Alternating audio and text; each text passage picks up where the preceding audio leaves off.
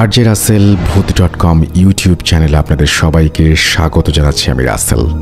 আশা করছি আপনারা সবাই ভালো আছেন এবং ভালোর দলে আছেন। আপনারা ভালোবাসেন বলেই প্রতি বৃহস্পতিবার রাত 11:59 আমরা ফিরে আসি এই ইউটিউব চ্যানেলটিতে। আমরা চাই আপনারা প্রতিনিয়ত জেনে যান কোন ঘটনাটি আজকে আমরা শোনাবো আপনাদেরকে, আর সেই জন্যই আমাদের এই চ্যানেলটি আপনারা সাবস্ক্রাইব করুন। আমাদের ঘটনাগুলি যদি আপনাদের ভালো লাগে তাহলে অবশ্যই লাইক দিন, কমেন্ট করুন এবং শেয়ার করুন। আর সেই সাথে সব সময় আপডেট পেতে আপনারা আমাদের ইউটিউব চ্যানেলটি সাবস্ক্রাইব করুন। আশা করছি আজকের এপিসোডটি আপনাদের ভালো লাগবে। Entertainment is a must. শুনুন স্বাধীন পডকাস্ট।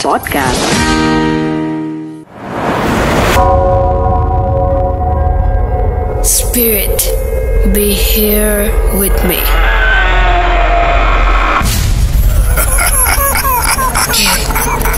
কে তুমি? Bhoot.com. The fear returns with Russell.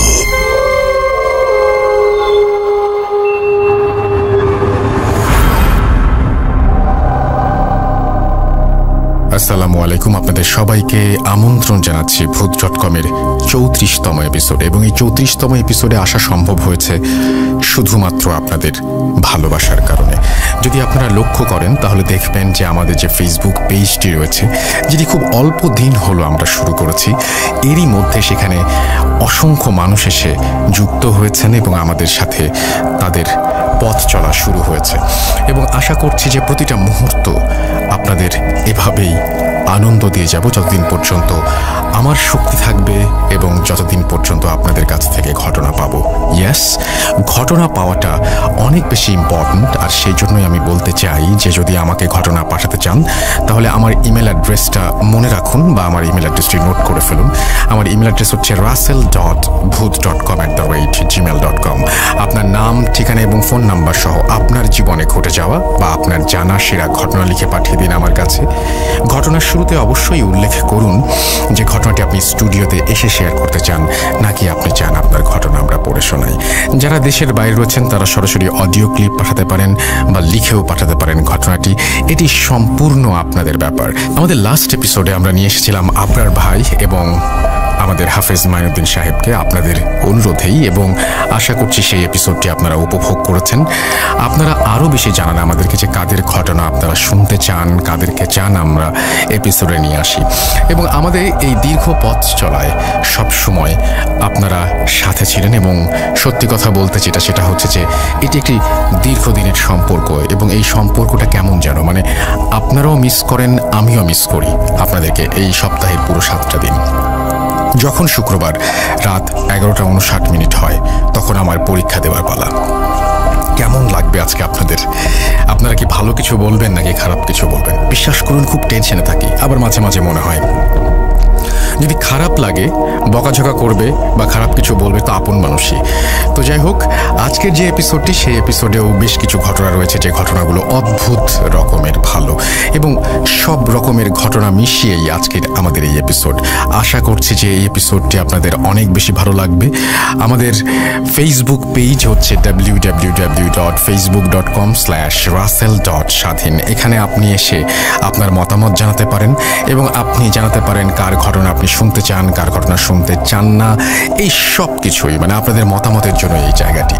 এবং আপনারা যদি চান যে কোনো প্রশ্ন আছে সেই প্রশ্নগুলো ইনবক্স করতে পারেন, বা আপনাদের মাথায় যদি কোনো প্ল্যান থাকে সেই প্ল্যানটিও আপনি ইনবক্স করে আমাদের জানিয়ে দিতে পারেন বা ইমেল করতে পারেন সরাসরি। এবং ইমেল করলে যেটা হবে সেটা হচ্ছে যে আমার মনে হয় যে আমাদের দুজনের জন্যই অনেক বেশি ভালো হবে।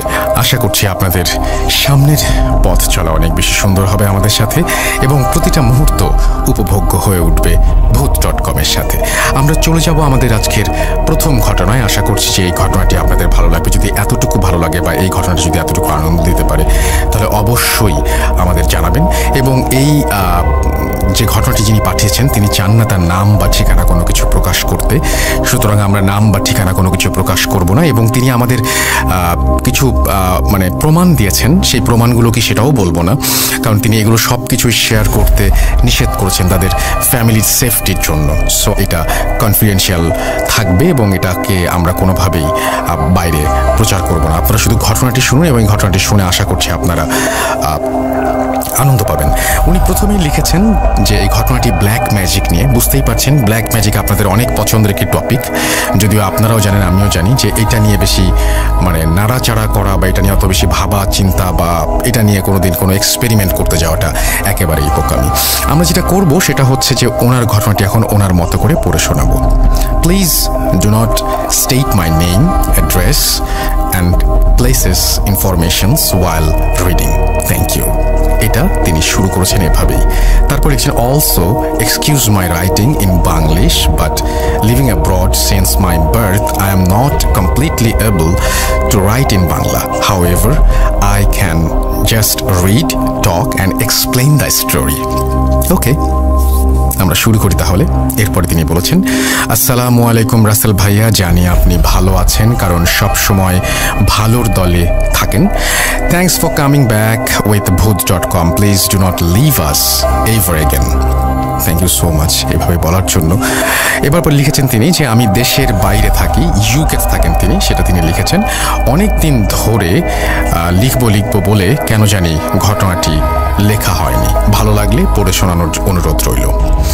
একদিন ভূত.com থেকে ব্ল্যাক ম্যাজিকের কিছু স্টোরিজ শুনে আমার একটি আপন আত্মীয়র জীবনের ঘটনা মনে পড়ে গেল, যেখানে আমিও কোনো না কোনোভাবে ইনভলভড।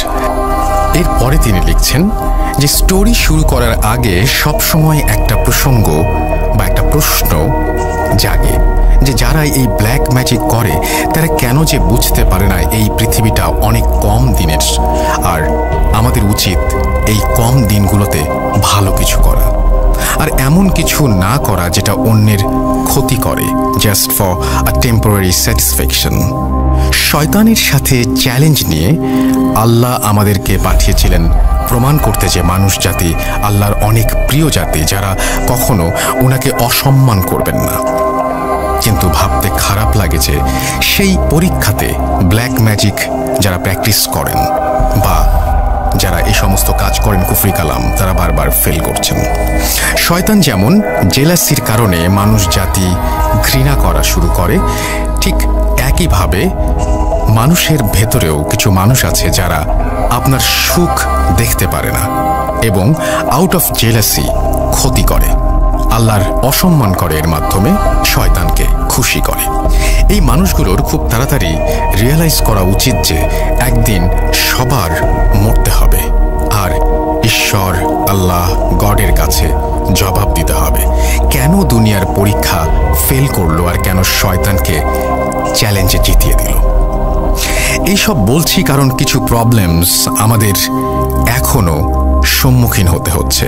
যারা এইসব কাজ করে তারা যদি হৃদয়ে একটু মায়া করে, before it's too late for them to ask for forgiveness.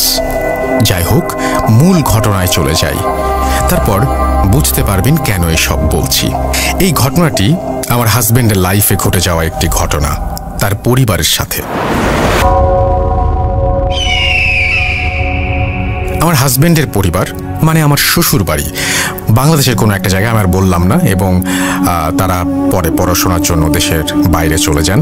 এই ঘটনাটি 2018 সালের অক্টোবরের দিকে শুরু। একদিন আমি ইউনিভার্সিটির কাজ শেষ করে বাসায় আসি, আমার হাজবেন্ড অফিস শেষ করে আমার পরে বাসায় ফেরে। আমি এর মধ্যে কুইক করে কিছু রান্না বান্না করলাম, তারপর সোফা এসে বসে টিভিটা অন করে যখন খাবার মুখে দিতে যাই, হঠাৎ একটি বিকট গ্লাস ভাঙার সাউন্ড পেলাম। খুব জোরে একটি আওয়াজ, মনে হচ্ছিল কে যেন গায়ের যত শক্তি আছে সব শক্তি দিয়ে গ্লাসটা ভেঙে ফেলেছে। বুঝতে পারলাম যে শব্দটি কিচেন থেকে আসলো। চোর ডাকাত হতেই পারে না, আমাদের এলাকায় এই সব বিষয় খুব কম হয়, বলতে গেলে হয়ই না। ভাবছিলাম ওপরের অ্যাপার্টমেন্টে কাজ করাচ্ছে, হয়তো সেখান থেকেই সাউন্ড আসছে। তারপর ভাবলাম ওপরে ফ্ল্যাটের রাতের সময় কেন কাজ করাবে, আর টাইম পেল না। ফ্ল্যাট রিফারবিশমেন্টের জন্য ল আর রুলস আছে সকাল সকাল করানো, যেন সন্ধ্যার পর নেইবার্সদের সাউন্ডের জন্য কোনো সমস্যা না হয়। পরে ভাবলাম ওপরে ফ্ল্যাটে হয়তো আর্জেন্ট কোনো কাজ করা হচ্ছে। যাই হোক, মোটামুটি শিওর ছিলাম যে ওপরের ফ্ল্যাট থেকেই সাউন্ডটি আসছে, কিন্তু তারপরও কেমন যেন মনে হচ্ছিল, এবং কেন যেন আমার বারবারই মনে হচ্ছিল যে ঘরেই শব্দটি হচ্ছে। এইসব ভাবতে ভাবতে কিচেনে যেয়ে লাইট অন করে যা দেখি, সব কিছু তো আগের মতোই আছে। বাসায় সবখানে চেক করলাম, কিছুই তো ভাঙা পাচ্ছি না, সব ঠিক আছে। তবে কি হলো, কোথা থেকে এই বিকট শব্দটি আসলো? আমি তো শিওর ছিলাম কিচেন থেকেই আসলো। তারপর ভাবলাম যেহেতু বাসার ভেতরে সব ঠিক আছে, তাহলে ওপরের ফ্ল্যাটে গিয়ে রিকোয়েস্ট করব যেন রাতে কাইন্ডলি কাজ না করায়। এই কথাটি বলার জন্য ওপরের ফ্ল্যাটে আমি রওনা দিলাম। যে বেল টিপে দেখলাম যে কেউ দরজা খুলছে না, ভেতরেও কোনো আওয়াজ নেই। তার মানে কি কেউ বাসায় নেই? তাহলে কি কেউ কোনো কাজ করাচ্ছে না ওপরে? তবে এই আওয়াজটা কোত্থেকে আসবে? এইসব ভাবতে ভাবতে বাসায় ফিরে গেলাম। আর ওই দিন আমার হাজবেন্ডকে কিছু বলিনি, যেন ও টেনশন না করে। সাইকোলজিস্ট হয়ে ব্যাখ্যা খুঁজতে থাকলাম। তাই ভাবলাম হয়তো আমার নিজের মনের ভুলও হতে পারে, কিন্তু কেন যেন পুরো রাতটা ঘুমাতে পারলাম না আমি। পরের দিন সেম টাইমে ইউনিভার্সিটির কাজ শেষ করে বাসায় আসলাম। অ্যাজ ইউজুয়াল সন্ধ্যার খাওয়া তৈরি করলাম, টিভি অন করলাম আর খেতে লাগলাম। হঠাৎ আবারও সেম সাউন্ডটি হলো, আজকেও একই টাইমে একই সাউন্ড। আজব, আজকে একটি ভয় কাজ করলো যে হয়তো গতকাল কোনো চোর ঘরে ঢুকতে চাচ্ছিল আর পারেনি দেখে হয়তো আজকেও ট্রাই করছে। যদিও শিওর ছিলাম কেমন জানি যে চোর না, কিন্তু কখন কি হতে পারে কে জানে। তবুও কখনো মাথায় আসেনি যে অলৌকিক কিছু ঘটতে পারে। ভয় লাগছিল। পুলিশ কল করার উদ্দেশ্যে ফোন হাতে নিতে নিতেই দেখলাম একটি সাদা আলো আমার করিডোর দিয়ে পার হয়ে যাচ্ছে। বুঝে ওঠার আগেই আরেকটি বিকট শব্দ হলো। আমি চমকে উঠলাম। মনে হচ্ছিল যে কে যেন আমার বাসার গেটের দরজা খুব জোরে বাড়ি দিল, কিন্তু দরজা তো বন্ধই ছিল। কিছুই বুঝে উঠতে পারলাম না কি হচ্ছে আমার সাথে। বলে রাখা ভালো যে টিভি রুমের কিচেনের মাঝখানে একটি লম্বা হলওয়ে আছে, যেখান থেকে ডাইরেক্ট কিচেনে যায় টিভি রুম থেকে। খিদে চলে গেছে। কিছু না খেয়েই কিচেনে প্লেট রাখার উদ্দেশ্যে রওনা দিলাম।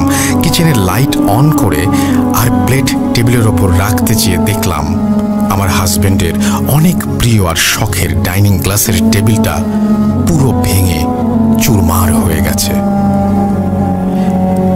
এমন বাজেভাবে চুরমার হলো, মনে হচ্ছিল কি যেন অনেক রাগান্বিতভাবে হাতুড়ি দিয়ে ভেঙে দিয়ে গেছে। ফ্লোরে ছোট ছোট কাচের টুকরো পড়েছিল। কিভাবে ভাঙলো? আর সেই সাদা ছায়াটি কি ছিল?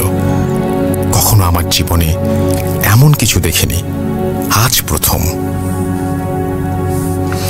সেই রাতে দুজনেরই ঘুম আসছিল না। আমার হাজবেন্ডকে বুঝাতে লাগলাম যে বড় কোনো ক্ষতি হয়নি কারো, এটাই বড় কথা। তারপর ব্যাখ্যা দিতে লাগলাম যে ফ্যাক্টরি থেকে হয়তো গ্লাসের কোনো ফল্ট ছিল বা কিছু বাবলস ছিল, যার কারণে গ্লাসটা এমন অবস্থায় ফেটে গিয়েছে। কিন্তু তাকে সান্ত্বনা দেওয়ার জন্য যে সব বলছি, সে বুঝতে পেরেছিল। কেননা এই টেবিলটি গত 6 বছর ধরে আছে আমাদের বাসায়, কখনো কিছু হলো না। এখন কেন? শুনেছিলাম কাঁচ ভাঙার নাকি ভালো লক্ষণ না, হয়তো এটাই ঠিক। আরো কিছুদিন পর সন্ধ্যায় মাগরিবের আজানের সময় আমার হাজবেন্ড হঠাৎ বাসার দরজায় 3টি হাতের নখ শুনতে পায়। এই টাইমে কে আসতে পারে ভাবতে লাগলো। হয়তো পোস্টম্যান কোনো লেটার রেখে গিয়েছে বক্সে। দরজা খুলল, চেক করার জন্য বক্সটা খুলল, কিন্তু কিছুই ছিল না। আশেপাশে কাউকে দেখতেও পেল না। সব নিরিবিলি। এত নিরিবিলি কখনো দেখেনি আগে। যাই হোক, মনের ভুল ভেবে দরজা আটকিয়ে দিল। একই রাতে আমার হাজবেন্ড একটি দুঃস্বপ্ন দেখলো তার এক আপন চাচা খুব কাঁদছে একটি অন্ধকার ঘরে বসে। আশেপাশে কেউ নেই, কিছু নেই, শুধু একটি লাশ দাফন করার কাপড় দিয়ে মোড়ানো। আজব একটি স্বপ্ন ছিল। তার চাচা কেন দেখল? দাফন কাপড়ে মোড়ানো কে ছিল? ভাবল চাচু ঠিক আছে তো। এর পরদিন তার স্বপ্নে দেখা চাচুকে এসে কল দিল। উনি তো ঠিকই আছেন, কিন্তু এখানেই আমাদের বুঝতে ভুল হয়েছিল। 2018 নভেম্বরে আমার বার্থডে উপলক্ষে পার্টি দেই আমরা। ওই দিন আমার হাজবেন্ড কেমন যেন টেনশনের মতো ভাব করছিল, তার ভেতরে টেনশন কাজ করছিল। পার্টি শেষে তাকে জিজ্ঞেস করলাম কোনো কারণে আপসেট কিনা। সে বলল আজকে হঠাৎ কেমন জানি বাবার জন্য খুব খারাপ লাগছে। এত খারাপ লাগছে যে বলে বুঝাতে পারবো না। আগে কখনো এত খারাপ লাগেনি। আমি ভাবলাম অনেক বছর হয়েছে দেশে যায় না, হয়তো এই কারণেই হতে পারে। কিন্তু আসল বিষয়টা অন্যরকম ছিল। জীবনে শুনে এসেছি মা বাবারা সন্তানদের বিপদ টের পায়, কিন্তু আমার জীবনে নিজের চোখে না দেখলে কখনো বিশ্বাস করতাম না যে সন্তানরাও মা বাবার বিপদের কথা বুঝতে পারে। এর পরদিন বাংলাদেশ থেকে কল দিয়ে জানতে পারলো যে বাবা গ্রামের বাড়ি গেছে আর হঠাৎ খুব অসুস্থ হয়ে পড়েছে ওখানে। গ্রামে গেলে উনি নর্মালি একাই যেতেন। গ্রামে যাওয়ার কারণ ছিল কিছু গুরুত্বপূর্ণ কাজ বাকি ছিল ওনার, ওগুলো শেষ করে ঢাকা চলে যাবেন তাড়াতাড়ি। তার আগে উনি বাজারের দোকান থেকে এক কাপ চা খেয়ে নেন। বাবা গ্রামে গেলে সব সময় গ্রামের বাজারে এই দোকান থেকেই চা খেতেন। চা মজা হয় দেখে। পরবর্তীতে জানতে পারলাম যে ঠিক 2 সপ্তাহ আগে আমাদের কিছু ব্যাড উইশার্স, মানে যারা আমাদের হাসি মুখ সহ্য করতে পারেন না আর আমাদের পরিবারের শুধু ক্ষতি চান, তারা বাবার চায়ের কাপের ভেতর 3 বার একটা কুফরি তাবিজ চুবিয়ে দিয়ে বাবাকে সেটা খাইয়ে দিয়েছে। মানে তারা নিশ্চয়ই জানতো যে বাবা এই দোকান থেকেই চা খাবেন, এখানে আসবেন। আর সেই দিন থেকেই বাবা অসুস্থ হয়ে পড়লেন এবং অসুস্থ হওয়া শুরু করলেন। যখন বাবাকে ক্ষতি করার জন্য তাবিজটি তৈরি করা শুরু হয়, তখন থেকে আমার হাজব্যান্ড বিভিন্ন সাইন্স পায়। তার অনেক প্রিয় গ্লাস ভাঙা টেবিলের ওপরে, মানে যেটা ঘটে আমাদের বাসায়, চাচ্চুর কান্না, কাফনের কাপড় দিয়ে মোড়ানো মানুষ, এই সমস্ত দুঃস্বপ্নে দেখা এবং গেটের দরজায় 3টি নক শোনে। সবগুলোই ভালো লক্ষণের না। হয়তো এসব সাইনের মাধ্যমে সতর্ক করে দেয়া হচ্ছিল যে কোনো বিপদ আসছে সামনে। সেই দিন বাবা চা খেয়ে অসুস্থ হয়ে যাওয়ার ফলে একই দিন আর ঢাকায় ফিরতে পারলেন না। চিন্তা করলেন যে আরও একদিন থেকে যাবেন, যেহেতু আজকে শরীর খারাপ লাগছে। এত দূর জার্নি করা, আরও উইক হয়ে পড়তে পারেন তিনি। সেই রাতেই বাবার সাথে আরও কিছু ঘটনা ঘটে। রাতের আঁধারে বাবা দেখতে পান বাড়ির ভেতরে অনেক কিছুই, এবং কার যেন গলার ডাক শুনতে পান তিনি। সেই কণ্ঠটি বলছে সব শেষ, সব শেষ। আরও একটা কালো ছায়ার মতো দেখতে পান বাড়ির ভেতরে। বাবা অনেক সাহসী ছিলেন, তাই তো গ্রামে একাই যেতেন, একাই থাকতে পারতেন। বাবা একবার ভেবেছিলেন যে অলৌকিক কিছু হতে পারে, এমন উনি লাইফে অনেকেই দেখেছেন। তাই এইসব বিষয়ে অত বেশি ভয় পেতেন না, শুধু আল্লাহর উপরে ভরসা করতেন এবং আল্লাহই যে যথেষ্ট এটাই তিনি বিশ্বাস করতেন। বেশি কিছু না ভেবে বাবা ঘুমিয়ে পড়লেন দোয়া কালাম পড়ে এবং 3 বার আয়াতুল কুরসি পড়ে। এর পর দিন একটু বেটার ফিল করা শুরু করলেন, তাই ঢাকার দিকে রওনা দিলেন তিনি। ঢাকায় যাওয়ার পরেই আমাদের জীবনে, আমার হাজব্যান্ডের জীবনে অনেক বড় একটি বিপদ চলে আসে। বাবা দিনের পর দিন অনেক অসুস্থ হয়ে পড়েন। বাবা খুব অসুস্থ থেকে বাংলাদেশে আর্জেন্টলি যাওয়া হয়। এরপরেই কালো জাদুর ঘটনাগুলো একটার পর একটা শুরু। বাবা ঢাকায় যাওয়ার পর কিছুদিন পর আমাদের ননদকে রাস্তায় একটি মেয়ে হঠাৎ এসে বলেছে তোদের উপরে অনেক খারাপ কিছু হবে, সাবধান। বলেই মেয়েটি ভ্যানিশ হয়ে গেল। আমার ননদ তাকে আর দেখতে পেল না। ভাবলো হয়তো পাগল হবে। আমি জানি না বিশ্বাস করবেন কিনা, বাবা মারা যাবার আগে রাতে অমাবস্যার রাত ছিল, আর সেই দিন স্পষ্ট আমরা দেখতে পাই একটি বিবস্ত্র চেহারার রূপে একটি মানুষ হঠাৎ ঘরে ঢুকে পড়ে। কেউ থামাতে পারল না, এত ধরতে আর থামাতে চেষ্টা করলো সবাই, কিন্তু কেউ পারল না। মানুষটি শরীরে এত শক্তি ছিল, মনে হচ্ছিল হাজার হাজার মানুষকে একসাথে হলে যে শক্তি হবে তার শক্তি তেমন। কাউকে কোনো কথা না বলে যেই রুমটি খালি ছিল সেই রুমে ঢুকে পড়ে, দরজা লক করে দিল। তারপর কিছুক্ষণের মধ্যে আবার বের হয়ে গেল। সবাই আবারও জিজ্ঞেস করছিলাম, কোন অধিকারে এভাবে বাড়ির ভিতরে ঢুকে পড়লেন? এত মানা করার পরও কে আপনি? কেন এসেছেন? কাকে চান? যাওয়ার আগে শুধু একটি উত্তর দিল, সরি, রং ফ্ল্যাট। আজব। ওই রাতে এই বিষয়টা পাত্তা দেওয়ার আগেই বাবাকে নিয়ে সবাই অনেক ব্যস্ত হয়ে ওঠে, কারণ ওনার অসুস্থতা আরও বেড়ে যাচ্ছিল। বারবার হার্ট অ্যাটাক হচ্ছিল, আবার বিট ফিরে আসছিল। একটা মানুষ এতবার হার্ট অ্যাটাক করার পরও বাঁচার কথা না, কিন্তু উনি ফিরে আসছিলেন। 10 মিনিটস হার্টবিট ছিল না, এরপর আবার ফিরে আসে। বলে রাখা ভালো, বাবার বডি রেগুলারলি চেক আপ করানো হতো।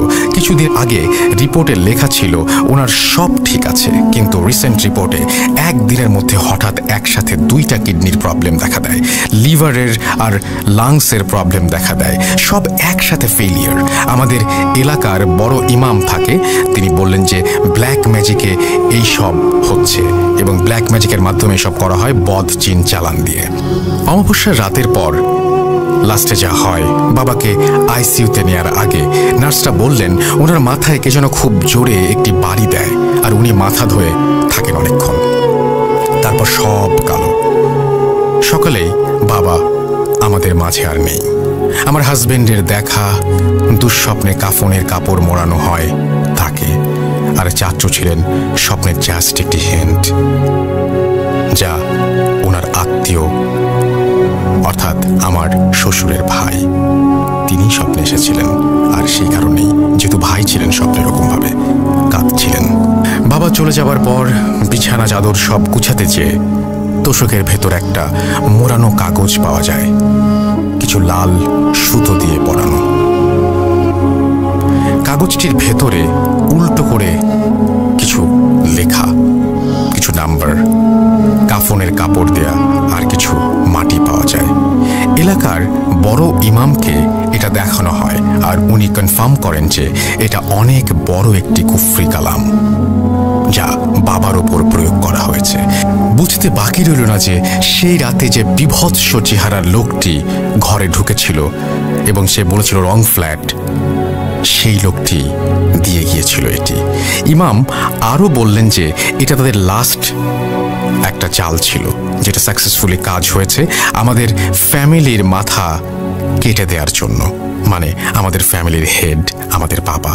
এই সব জানার পর আমার হাজব্যান্ড ফ্ল্যাটের সিসিটিভি ফুটেজ চেক করে দেখতে লাগলেন, দেখার জন্য যে কে সেই লোকটি যে রাতে এসেছিল এবং ঢুকেছিল আমাদের ঘরে। যেই টাইমে ওই লোকটি ঢুকেছিল সেই টাইমে সিসিটিভিতে কিছু দেখতে পাওয়া যায়নি, কিন্তু যে টাইমে মানুষটি বের হয়ে চলে গেছে সেই টাইমে একটা কালো বেড়ালকে দেখা গেল যে হঠাৎ করে ভ্যানিশ হয়ে গেল, এবং সেই বেড়ালটির আর কোনো ফুটেজ সেই সিসিটিভি ক্যামেরার মেমোরিতে ছিল না।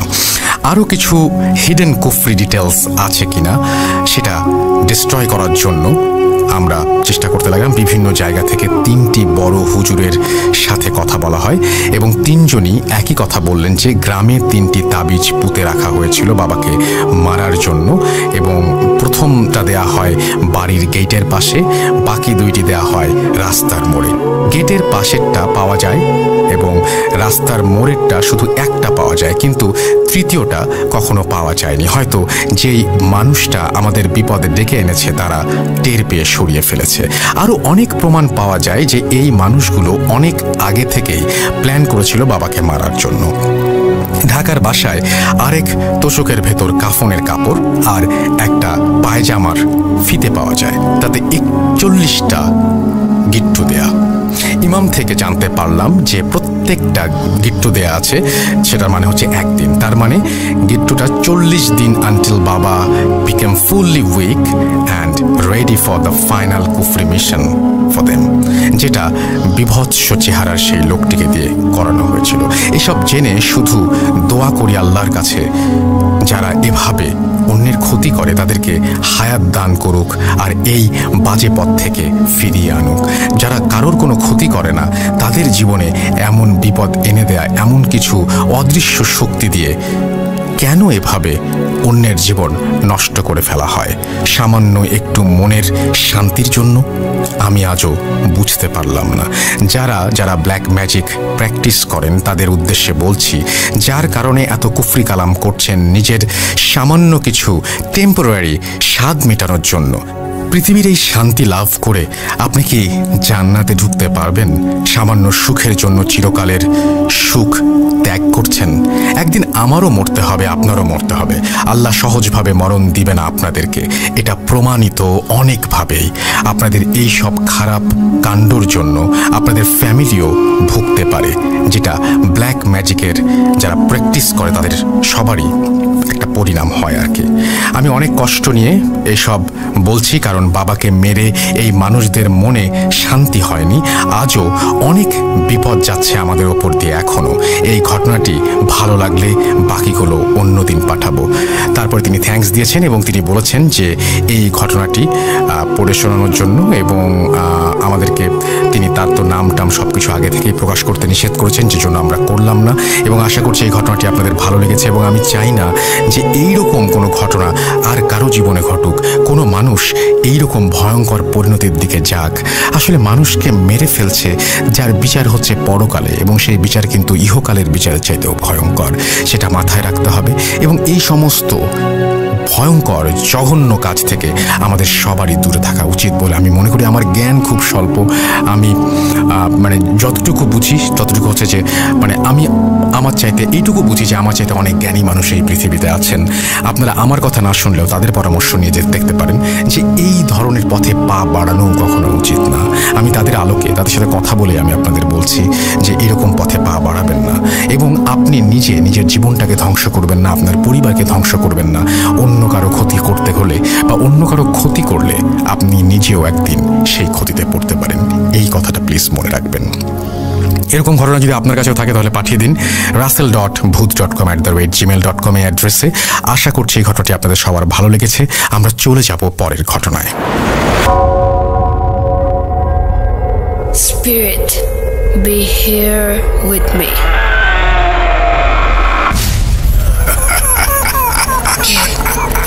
¿Qué তুমি? Bhuth.com. The fear returns with Russell.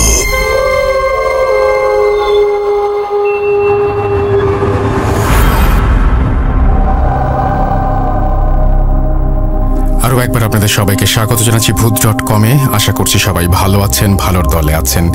34 number episode আজকে, এবং আপনারা সাথে আছেন বলেই আমাদের এই পথ চলা সম্ভব হয়েছে। আর সেই জন্য আরও বেশি করে আপনাদের ঘটনা চাই, আরও বেশি করে চাই যে আপনারা ঘটনা পাঠান আমাদের ইমেল অ্যাড্রেসে। আমাদের ইমেল অ্যাড্রেস হচ্ছে russell.bhuth.com@gmail.com।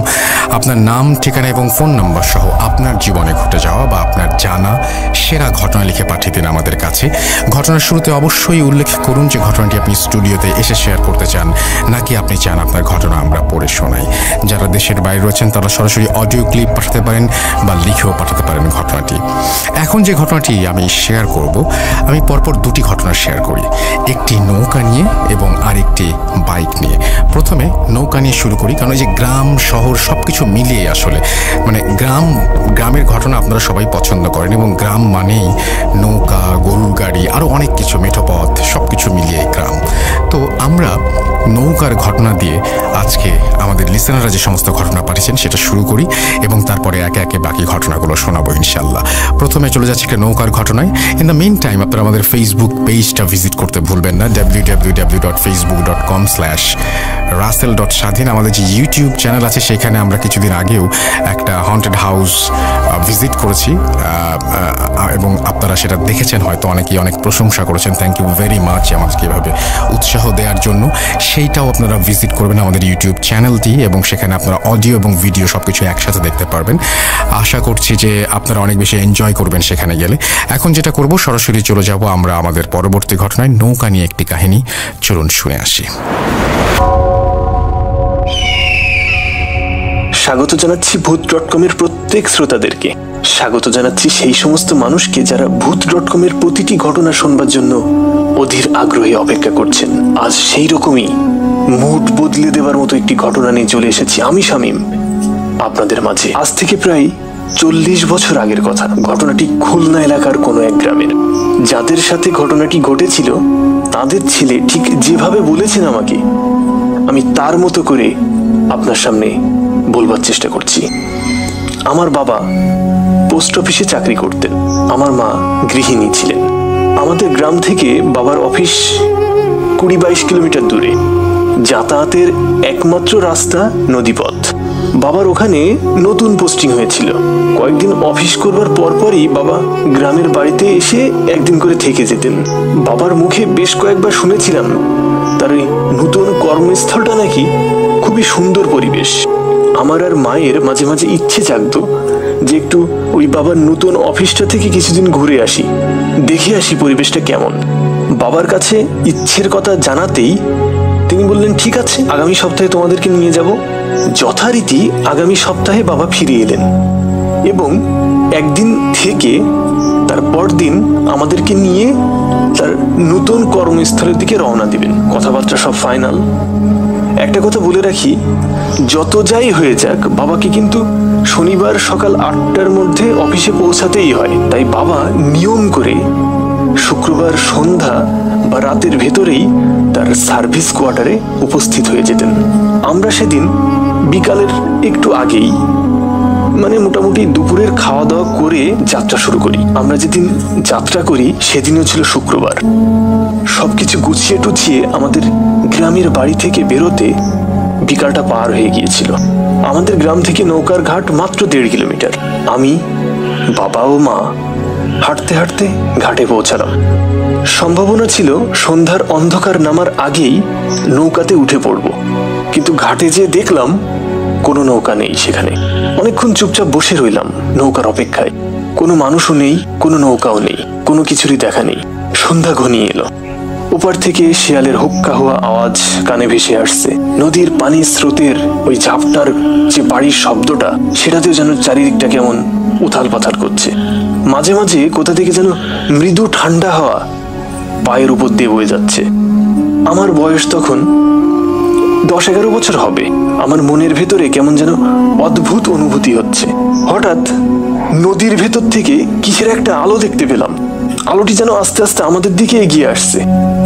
বেশ কিছুটা সময় পর ওই আলোটি যখন আমাদের সামনে এলো, তখন দেখলাম একটি সুন্দর নৌকা, যার মাঝিটা একটু ভারী গলায় আমাদেরকে বলল, আপনারা কোথায় যাবেন? বাবা ঠিকানা বললেন। মাঝি বলল, হ্যাঁ যাব, কিন্তু 3 জনের ভাড়া কিন্তু 15 টাকা দিতে হবে। বাবা বললেন, ঠিক আছে চলো। নৌকার উপরে উঠতেই আমার বেশ আনন্দ শুরু হয়ে গেল, কারণ এর আগে আমি নৌকাতে এত দূরের উদ্দেশ্যে কখনো চড়িনি, আর রাতে তো ভাবতেই পারিনি। বাবা আর মা ছাউনির নিচে গিয়ে বসলেন, আর আমি মাঝির কাছে যেয়ে বসলাম। মাঝির দিকে তাকাতেই দেখলাম মাঝিটির চেহারাটা কেমন যেন খটখটে মার্কা, মনে কেমন যেন চাপা রাগ। আমি কিছু না বলে চুপচাপ নদীর দৃশ্য উপভোগ করছি। কিছুক্ষণ পর বাবা মাও ছাউনির নিচ থেকে বেরিয়ে এলেন। আমরা 3 জন বিভিন্ন বিষয় নিয়ে খোশ গল্প করছি। 9-10 কিলোমিটার পথ যাবার পর আমার বেশ ঘুম আসছে, ঘুম পাচ্ছে।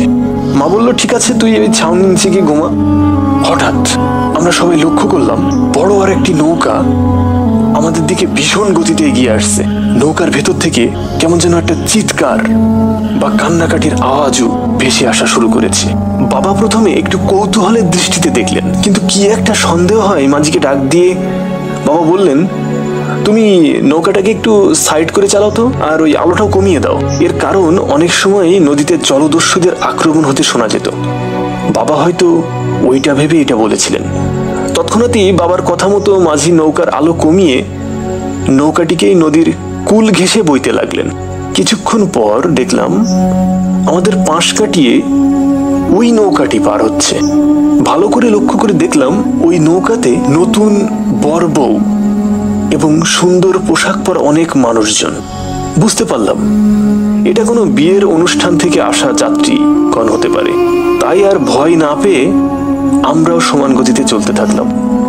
বেশ কিছুটা পথ যেতেই হঠাৎ করে বরযাত্রীবাহী ওই নৌকাটি কাত হয়ে ডুবে যেতে লাগলো। কয়েক সেকেন্ডে সব শেষ। ওই নৌকাটি সম্পূর্ণ নদীগর্ভে তলিয়ে গেল। সাথে সাথে আমার বাবা এবং আমাদের নৌকার মাঝি নদীতে লাফিয়ে পড়লেন। অনেকক্ষণ খোঁজাখুঁজি করেও বাবা ওই সমস্ত যাত্রীর কাউকে কোথাও দেখতে পেলেন না। আমি এবং আমার মা জড়সড় হয়ে বেশ ভয় পাচ্ছি। হঠাৎ করে বাবা দেখলেন আমাদের নৌকার ওই মাঝিটাকে আর কোথাও পাওয়া যাচ্ছে না। বাবা চিৎকার করে ওই লোকটিকে মাঝি মাঝি করে ডাকতে থাকলেন, কিন্তু তার কোনো হদিশই মিলল না। অনেক কষ্টে বাবা নৌকাতে উঠে এলেন। আমরা দেখলাম এখানে যে কিছুক্ষণ আগে এত বড় একটা দুর্ঘটনা ঘটলো তার কোনো চিহ্নই নেই।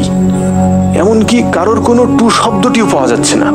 আমরা প্রচন্ড ভয় পেলাম। আমার বাবা নৌকার বৈঠা বাইতে পারতেন না, তবুও বৈঠাটি হাতে নিয়ে অনেক চেষ্টার পর নৌকাটি তীরে ভিড়ালেন। ওই রাতে আমরা কোনো এক গ্রামে এসে পৌঁছালাম। গ্রামের কিছু লোক আমাদেরকে দেখতে পেয়ে কাছে এগিয়ে এলেন। তারা জানতে চাইলেন আমরা এখানে কেন, আমরা এখানে কি করছি, আমরা কোথাও যাব কিনা। বাবা ওনাদেরকে সবকিছু খুলে বললেন যে এই ঘটনা। ওদের ভেতর একজন বললেন যে আজ থেকে প্রায় 1 বছর আগে ওইখানে এক বরযাত্রীবাহী নৌকা নাকি ডুবে গেছিল। সেই নৌকার সব যাত্রী নাকি মারা গেছিল, শুধু মাঝি বেঁচে ছিল। ওই মাঝি আবার ওই মৃতদের গা থেকে গহনা টহনা ইত্যাদি চুরি করে বাড়ি চলে আসছিলেন। হঠাৎ পথের মাঝেই কোনো এক কায়দায় সেও নাকি মারা যায়। কে কিভাবে যে মাঝিকে মেরে রেখে গেছিল তা কেউ বুঝতে পারিনি। ওই মাঝির বাড়িটাও নাকি ওই গ্রামেই ছিল। ওই সমস্ত কথা শুনে আমরা প্রচন্ড ভয় পেলাম। আর রাতে নৌকায় যাতায়াত করবার শখ চিরকালের মতো হারিয়ে গেল। আজও সেই দিনের কথা আমার চোখে ভাসে। সেই আর্তনাদ, হাহাকার আমার কানে মৃদু সুরে বাজতে থাকে। বাবা আর বেঁচে নেই, কিন্তু সেই করুণতা, নিঃসঙ্গতা, অসহায় মুহূর্তটা আজও আমার মাঝে দাগ কেটে রেখে যায়। আজও মাঝে মাঝে ঘুম ভাঙিয়ে দিয়ে যায়। ঘটনাটি ঘটেছিল খুলনার কোনো এক গ্রামে, আর নদীর নাম ছিল পশুর নদী। আজও হয়তো ওরকম রাতে দেখা মিলতে পারে কোনো একটি বরযাত্রীবাহী নৌকা। আমরা তাদের আত্মার শান্তি কামনা করি। পরবর্তী দিন আরো এক নতুন ঘটনা নিয়ে আপনাদের সামনে হাজির হব আমি শামীম। ততক্ষণ শুনতে থাকুন ভূত.com। Spirit, be here with me.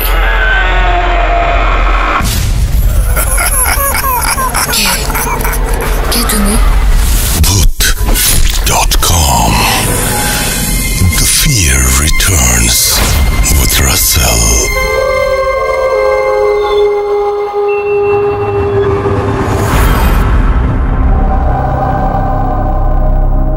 এবারের কাহিনীটি একটি বাইক নিয়ে। দুটোই কিন্তু আমাদের যানবাহন, রাইট? নৌকা যেমন ঠিক তেমনি একই সাথে আমাদের মানে যাতায়াতের মাধ্যম আর কি। তো আমরা একটু আগে যে নৌকার ঘটনাটি শুনলাম সেটি নিশ্চয়ই আপনাদের অনেক বেশি ভালো লেগেছে, আশা করছি ভালো লেগেছে। দেখুন এবার বাইকের ঘটনাটি কেমন লাগে। আমাদের কাছে আরও অনেক বেশি ঘটনা আছে এবং আমরা যদি সময় পাই তাহলে এই এপিসোডের শেষে হয়তো আফনান ভাই একজনকে ইন্টারভিউ করেছিলেন, সেই ঘটনাটি হয়তো আমি দিয়ে দিতে পারি। তো যাই হোক, আমাদের সঙ্গে থাকুন এবং আশা করছি প্রতিটা মুহূর্ত আমাদের সাথে Voot.com-এর সাথে আপনারা অনেক বেশি এনজয় করবেন। চলুন চলে যাই আমাদের পরবর্তী ঘটনায়। লিখতে ভুলবেন না আমাদেরকে www.facebook.com/russell.shadhin এই অ্যাড্রেসে, এবং আমাদেরকে ইমেল করতে ভুলবেন না russell.voot.com@gmail.com এই অ্যাড্রেসে। আমরা চলে যাব আমাদের পরবর্তী ঘটনায়। আশা করছি Voot.com-এর সাথে আজকের পুরো সময়টা ভয়ঙ্কর আনন্দে কাটবে। চলুন শুনে আসি পরবর্তী ঘটনা। আসসালামু আলাইকুম রাসেল ভাই। আশা করি আপনি এবং আপনার সকল লিসেনার অনেক অনেক ভালো আছেন এবং আমি সব সময় ব্যক্তিগতভাবে সেই দোয়াই করি। তো আমি যখন থেকে আপনি ভূত এফএম করতেন সেই তখন থেকেই আমি আপনার একজন নিয়মিত লিসেনার এবং আজও পর্যন্ত যখন ভূত এফএম শেষ হয়ে গেছে তারপর থেকে আমি আপনার ভূত.com-এর একজন নিয়মিত শ্রোতা। তো আমি কখনো কোনো ঘটনা আপনাকে পাঠাইনি, এটি হচ্ছে আমার প্রথম ঘটনা। আমি কোনো ঘটনা পাঠাইনি কারণ এই যে আমি এই ভূত প্রেত কিংবা অস্বাভাবিক কোনো ঘটনা একদমই বিশ্বাস করতাম না, কিন্তু মাত্র কয়েকদিন আগে, এই সপ্তাহখানেক আগে আমার সাথে ঘটে গেল এই অমীমাংসিত একটি ঘটনা। তাই আমি মনে করলাম যে রাসেল ভাইয়ের সাথে এই ঘটনাটি শেয়ার করা উচিত। তাই আমি আপনাকে ঘটনাটি পাঠালাম এবং আপনার যদি ভালো লাগে তাহলে অবশ্যই সবার সাথে শেয়ার করবেন এবং ভুল ত্রুটি ক্ষমা করবেন। তো চলে যাচ্ছি মূল ঘটনায়। ঘটনাটি ঘটেছিল মাত্র 7 দিন আগে। বলে রাখা ভালো, আমি কিছুদিন আগেই একটি নতুন বাইক কিনি এবং বাইকটি প্রথম সার্ভিসিং করানোর জন্য আমি আমার জেলা শহরে চলে যাই এবং যেখানে ঘটনাটি ঘটেছে সেখানে একটি ব্রিজ রয়েছে। আমি বলছি মানিকগঞ্জ জেলার সাটুরিয়া থানার একটি ঘটনা। তো আমি যখন মানিকগঞ্জ থেকে আমার বাইকটি সার্ভিসিং করে নিয়ে আসছিলাম সেদিন ছিল ঝুম বৃষ্টি এবং আকাশটা কেমন যেন মেঘলা ধরনের ছিল। এমন ঝুম আবহাওয়া আমি খুব কমই দেখতে পেয়েছি। তার মধ্যে আমার গাড়ির কাজটি করাতে করাতে তখন একদম দুপুর হয়ে যায়। তো দুপুরবেলায় আমি যখন আসতেছিলাম তখনও আমার জেলা শহরে প্রচণ্ড পরিমাণে বৃষ্টি হচ্ছিল, কিন্তু আস্তে আস্তে যখন আমি সেই ব্রিজের কাছে আসি, অর্থাৎ যেখানে ঘটনাটি ঘটেছিল সেখানে যখন আমি আসি তখন এমন পরিমাণে রোদ আমি লক্ষ্য করি যেন পিঠ যেন আমার চলে যাচ্ছে। তো আমি আমার জেলা শহর থেকে রওনা হই 11টার সময় এবং আমি যেখানে ঘটনাটি ঘটেছে সেখানে এসে পৌঁছাই প্রায় 1টার সময়। তখন প্রচুর রোদ উঠেছিল এবং আমি আমার বাইকের একটি পেপারস আমার পকেটে রেখে নিয়ে আসছিলাম। তো যেখানে ঘটনাটি ঘটেছে সেখানে এসে আমার কেন যেন মনে হলো আমার পকেট থেকে কি যেন পড়ে গেল। তো আমি বাইকটি স্টার্ট বন্ধ করলাম এবং স্ট্যান্ড করলাম এবং পিছনের দিকে একটু হাঁটলাম যে দেখি আমার কি পড়লো। আমি লক্ষ্য করলাম যে আমার প্যান্টের পকেটে আমার সেই বাইকের পেপারসটি নেই। অর্থাৎ পেপারসটি বলতে বাইকের যে একটি ইউজার ম্যানুয়াল বুক থাকে যেটি দিয়ে বাইক ফ্রি সার্ভিসিং করানো যায়, সেই পেপারসটির কথা বলছি আমি। তো আমি লক্ষ্য করলাম যে আমার সেই পেপারসটি আমার পকেটে নেই, কিন্তু আমার ওখানেই মনে হয়েছিল যে কি যেন এখানে পড়লো। তো আমি অনেক খুঁজলাম কিন্তু আমি আমার পেপারসটি খুঁজে পেলাম না। তো আমি মনে মনে ভাবলাম যে আমি আমার বাইকের প্রথম সার্ভিসিংটা ফ্রি করালাম, বাকি আমার 3টে ফ্রি সার্ভিস পাওয়ার কথা, কিন্তু সেটা তো আমি পাবোই না।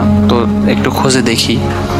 তো আমি কি করলাম, বাইক নিয়ে আবার আমার জেলা শহরের দিকে একটু ব্যাক করার চেষ্টা করলাম।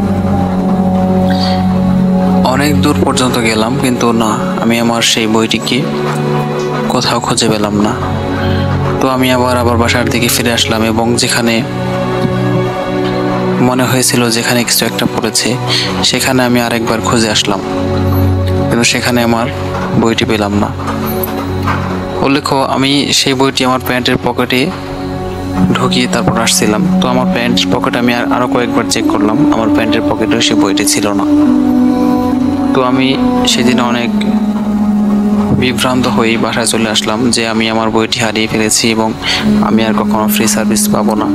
তো আমি বাসায় আসার পর আমার শার্ট প্যান্ট এবং বাইকটি আবার পানি দিয়ে ধুয়ে বাইকটি ঠিক জায়গায় রেখে দিলাম এবং আমার প্যান্টগুলো শুকাতে দিলাম। তো তারপরের দিন কোনো একটা কাজে আমাকে আবার আমার জেলা শহরের দিকে রওনা হচ্ছি, আমাকে আবার যাওয়া লাগবে। এমনকি আরও খোঁজ নিতে হবে যে বইটি আমি কোথায় রেখেছি কিংবা কী করেছি।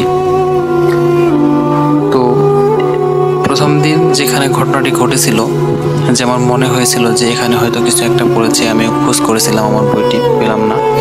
তো দ্বিতীয় দিন যখন আমার জেলা শহরের দিকে যাচ্ছি, ঠিক দুপুর 1টায় সেই ব্রিজের কাছে যাওয়ার পর মুহূর্তে আমার আবারও মনে হলো যে আমার পকেট থেকে কি যেন পড়ে গেল। এবার আমি আবারও বাইকটি স্টার্ট বন্ধ করলাম এবং খেয়াল করতে থাকলাম যে কি পড়লো আমার বাইক থেকে। খোঁজাখুঁজি করার পর দেখলাম যে সেই আমার যে গতদিন হারিয়ে যাওয়া যে বইটি ছিল, সেই বইটি রাস্তার মধ্যে পড়ে রয়েছে। আমি বুঝতে পারলাম না, সেদিন আমি অনেক খোঁজাখুঁজি করেছি, সেখানে আমার বইটি আমি কখনো খুঁজে পাইনি। পরের দিন একই জায়গায় আবার আমার কেন যেন মনে হয়েছিল যে এখানে আবারও কিছু একটা পড়লো। তখন আমি ঘুরে দেখি আমার বইটি আমার কাছ থেকে পড়লো। আমি খুঁজে অবাক হয়ে গেলাম এবং আমি ঘটনার কোনো কুল কিনারা করতে পারলাম না যে কেন এমন হলো। গতকাল ঘটনা ঘটলো, গতকাল পড়লো, তখন খুঁজে পেলাম না, কিন্তু আজকে আমি আবারও মনে হলো যে পড়লো। উল্লেখ্য যে সে সময় আমি অন্য একটি প্যান্ট পরেছিলাম, যে প্যান্টের পকেটে কিংবা অন্য কোথাও সেই বই যাওয়ার কোনো প্রশ্নই ছিল না। তারপর আমি গাড়ি স্টার্ট করে বইটি তুললাম, দেখলাম যে হ্যাঁ, এটা তো আমার বই। কিন্তু সেই বইটি পরের দিন একই জায়গা কিভাবে গেল বা কেন গেল আমি কিছুই বুঝতে পারলাম না। উল্লেখ্য যে যেখানে ঘটনাটি ঘটেছিল সেখানে কোনো বাড়িঘর ছিল না, দুই দিকে ফাঁকা জায়গা এবং সেই ব্রিজের নিচে অনেক পচা মাছের গন্ধ আমি লক্ষ্য করেছিলাম। আমি জানি না ঘটনাটি কী ঘটেছিল, কিন্তু এই ঘটনার ব্যাখ্যা আমি আজও করতে পারিনি। এমনকি আমি অনেক ভয়ও পেয়েছিলাম যখন দেখলাম একই জায়গায় আবারও একই ধরনের ঘটনা দ্বিতীয়বার ঘটল। রাসেল ভাই ঘটনাটি বিশ্বাস করবেন কিনা জানি না। আপনার যদি ভালো লাগে ঘটনাটি, তাহলে আপনাদের সব লিসেনারদেরকে শোনানোর সাহায্য করবেন। ভূত.com-এর সর্বাঙ্গীন উন্নতি কামনা করি। আসসালামু আলাইকুম রাসেল ভাই। ঘটনাটি বলছিলাম মানিকগঞ্জ জেলার সাটুরি উপজেলা থেকে। ধন্যবাদ। Spirit, be here with me.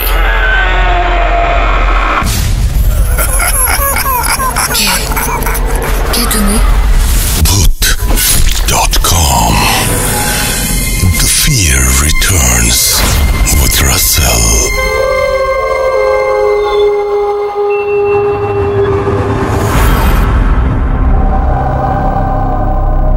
আরও একবার আপনাদের সবাইকে স্বাগত জানাচ্ছি। আমি রাসেল। আশা করছি সবাই ভালো আছেন এবং ভালোর দলেই আছেন। আফনান ভাইয়ের ঘটনা শুনতে কার না ভালো লাগে। আমি চেয়েছিলাম ঘটনাটি শেষে দেব, তবে তার আগেই এখনই আমি ভাবছি আফনান ভাইকে নিয়ে আসলে কেমন হয়। আপনারা নিশ্চয়ই বিপ্লবদার সাথে পরিচিত ফেসবুকের মাধ্যমে বা বিভিন্ন কারণে, কারণ আফনান ভাই যখন রাজবাড়িতে ছিলেন তখন তাকে নিয়ে বেশ কিছু কথা তিনি শেয়ার করেছিলেন এবং এই ঘটনাটি কিন্তু সেই লাশ কামালের ঘটনার সাথে রিলেটেড সামহাও। সুতরাং আপনারা যারা লাশ কামালের ঘটনা শুনেছেন তাদের কাছে এই ঘটনাটা অনেক বেশি পরিচিত মনে হবে এবং এই ঘটনা আরও একটা দৃষ্টিকোণ থেকে আপনি শুনতে পারবেন বা আপনার ভালো লাগবে আশা করি। তো আমরা কথা না বাড়িয়ে সরাসরি চলে যাব ঘটনায়। আর আরেকটা কথা বলি, সেটা হচ্ছে যে এখন তো সব কিছুই খোলা এবং আমরা অনেকেই অফিস করছি এখন নিয়মিত। আমি বলবো যে আপনারা অফিস করেন যাই করেন না কেন, আপনারা স্বাস্থ্যবিধি মেনে চলবেন। অনেক রকমের জীবাণুই বাতাসে ঘোরাফেরা করতে পারে, কিন্তু আমরা যদি সচেতন না থাকি তাহলে যে কোনো জীবাণু আমাদের আক্রমণ করতে পারে। তো আমরা এই যে ভাইরাসের কথাটি বলছি সেটা থেকে দূরে থাকার একমাত্র উপায় হচ্ছে নিজের সাবধান থাকা, এবং এটাকে কোনোভাবেই হালকাভাবেও নেবেন না বা এটাকে খুব সিরিয়াসলি এটা নিয়ে যে খুব চিন্তায় পড়ে যেতে হবে এরকম কিছু আমি বলছি না। কিন্তু স্বাস্থ্যবিধি মানলে কোনো ব্যাপার না, যদি স্বাস্থ্যবিধি না মানেন তাহলে খুব সমস্যার কথা। আমি আমার জায়গা থেকে আপনাদের কাছে যে চাওয়াটা সেটা জানিয়ে দিলাম। এখন চলে যাব ঘটনায়। চলুন শুনে আসি আমরা বিপ্লবদার ঘটনাটি। আসসালামু আলাইকুম। ভূত.কমের সকল লিসেনারদেরকে জানাচ্ছি শুভেচ্ছা। আমি আফনান।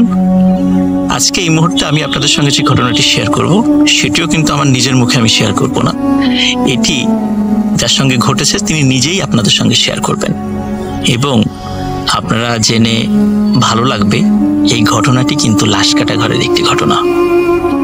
ঘটনাটি যার সঙ্গে ঘটে তিনি আমাদের বিপ্লবদা, যার বাড়ি রাজবাড়ী জেলার বিনোদপুর এলাকার বিবেকানন্দ পল্লীতে।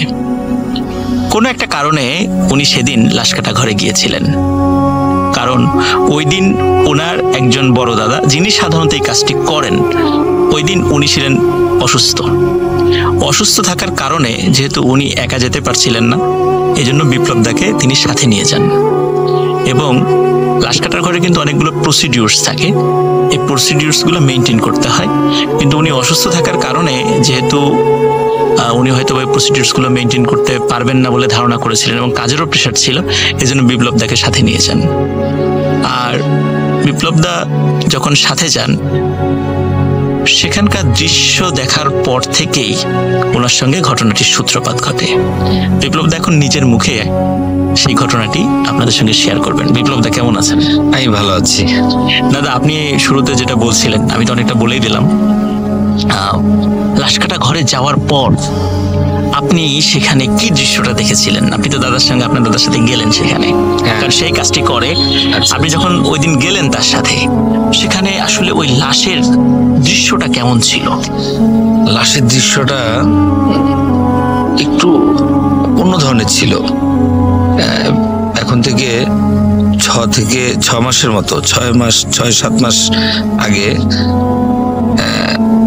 দৌলদিয়া ঘাটের পতিতালয়ের একটা লাশ নিয়ে আসছিল। যে নিয়ে আসছিল ড্রাইভার, তার নাম হচ্ছিল কালাম ভাই। হ্যাঁ, চিনির কালাম ভাইয়ের স্টোরি লিসেনাররা শুনবেন অবশ্যই। এই কালাম ভাই লাশটা নিয়ে আসে। লাশের ওই ক্রিজ দিয়ে স্টেপ করা ছিল গলায়, মানে কোপ মারা হয়েছিল না, এটা এক ধরনের চাকুর মতো। আচ্ছা, ক্রিজ পেঁচানো, হ্যাঁ ক্রিজ বলে। ওটা দিয়ে এই গলার নলির যে মেন লাইনটা, মানে যেটা আমরা শ্বাসনালী যেটা আমরা বলি, ওই শ্বাসনালীর মানে এপার থেকে ওপার করে দিছিল পুরা সম্পূর্ণটাই। তো ওই ঘটনা ঘটার পরে তো লাশটা যখন নিয়ে আসা হয়, আমি ভিতরে গেছিলাম। ভিতরে যাই দেখি যে লাশটা মানে আঘাত তার ওইভাবে, মানে ওই ক্রিজ দিয়ে আঘাত করা, তার মানে শরীরের অন্য কোথাও না। কিন্তু এখানে একটা মূল বিষয় হচ্ছে যে আমি আমার জীবনে বহুত সুন্দর মেয়ে দেখছি। আচ্ছা, ওই রকম সুন্দর মেয়ে আমি দেখি নাই। মানে ওই ডেড বডি যেটা মানে আসলে আমি যে এখন বলতেছি মনে হচ্ছে আমার পাশে মনে হয় ও দাঁড়িয়ে হয়তো বা বসে হয়তো বা আমার কথাগুলো শুনতেছে। আমার এখনো দেখেন ভাই, আমার এখনো খুব খারাপ লাগতেছে, জানেন না। আমি ওই দিনের কথা আমি আজও ভুলতে পারবো না। তখন বেলা 2:30 থেকে 3টা 3:30 মতো বাজতেছিল। মানে দিনের বেলা? রাতের বেলা না, দিনের বেলা। যাই হোক, লাশটা যখন আমার দাদা পোস্টমর্টম করে, আমি একদম স্টেপ ওখানে দাঁড়ায় আছি, কিন্তু আমার নজরটা মানে সম্পূর্ণ ওই ফোকাস ছিল ওই লাশের গায়ের উপরে। হ্যাঁ, এত সুন্দর মেয়ে আমি আসলে কখনোই দেখিনি। কিন্তু তাকেই কিন্তু হত্যা করা হয়েছে। হ্যাঁ, তাকে হত্যা করে। কিন্তু মানুষ বলে না যে রূপের যদি বর্ণনা করা হয় তাহলে কম পড়ে যায়, তো ঠিক সেরকমই হয়েছিল ওই দিন। তো ওই লাশটা যখন পোস্টমর্টম হওয়ার পরে আমি সুস্থভাবে মোটামুটি বাসায় চলে এসে খাওয়া দাওয়া করি, রেস্ট নেই। রাত্রিবেলা খাওয়া দাওয়া করে যখন আমি ঘুমোইতে যাই, ঘুমানোর সময় যখন আমি চোখটা মানে এক সাইডে যখন ঘুরি, হ্যাঁ এক সাইডে যখন ঘুরি মনে হচ্ছিল যে সে আমার সামনে শুয়ে আছে ওই অবস্থায়, মানে ওই লাশটা, হ্যাঁ ওই লাশটাই। মানে আমি ওই দিনটা মানে ওই সময়ের মানে আমি চিকুরবারে উঠছিলাম, আমার সম্পূর্ণ শরীর মানে ঠান্ডা হয়ে গেছিল, এমন অবস্থা যে আমি তো তারে দেখে আসছিলাম লাশ কাটা করে শোয়া অবস্থায়, সে আমার বাড়ির পাশে কিভাবে করে। দাদা ওই যখন আপনার বিছানায় যখন ওই ডেড বডিটা আপনি দেখলেন, তো দেখার পর ওই যে সে যখন আহত অবস্থায় ছিল, তার গলায় যেহেতু স্টেপ করা হয়েছিল, তো আপনি যখন দেখেছেন তখন কি মানে ওই অবস্থায় ছিল নাকি তাকে জীবন্ত অবস্থা আপনি দেখেছিলেন? না, আমি তাকে ওই অবস্থায় দেখছিলাম, মানে ঠিক ওই লাশ, হ্যাঁ সেম মানে কোনো 19-20 না, একদম সেম ওইরকমই স্টেপ, ওইরকমই সুন্দর, হ্যাঁ চোখটা হালকা হালকা খোলা, অনেক সুন্দর, ওইরকম দেখছিলাম। দেখার পরে অমনটাই, হ্যাঁ অমনটাই, কিন্তু এখানে একটা ব্যাপার আছে, মানে লাশটা তো সোজা শুয়েছিল, আমি যখন ঘুরছিলাম তখন সে কিন্তু আমার দিকে ঘুরছিল, ঘুরে। আচ্ছা, মানে আপনি যখন এক পাশে ঘুরে গেলেন, হ্যাঁ মানে লাশটাও, হ্যাঁ আমরা যে সোজা হয়ে ঘুমাই, যেরকম আমরা সোজা হয়ে ঘুমাচ্ছি, মানুষের ইচ্ছা হলে যে না সোজা হয়ে ঘুমাচ্ছি, আরেক দিকে কাইত হই, ওই যখন আমি আরেক দিকে কাইত হই দেখি যে লাশটা আমার সামনে সেম ভাবে শুয়ে আছে।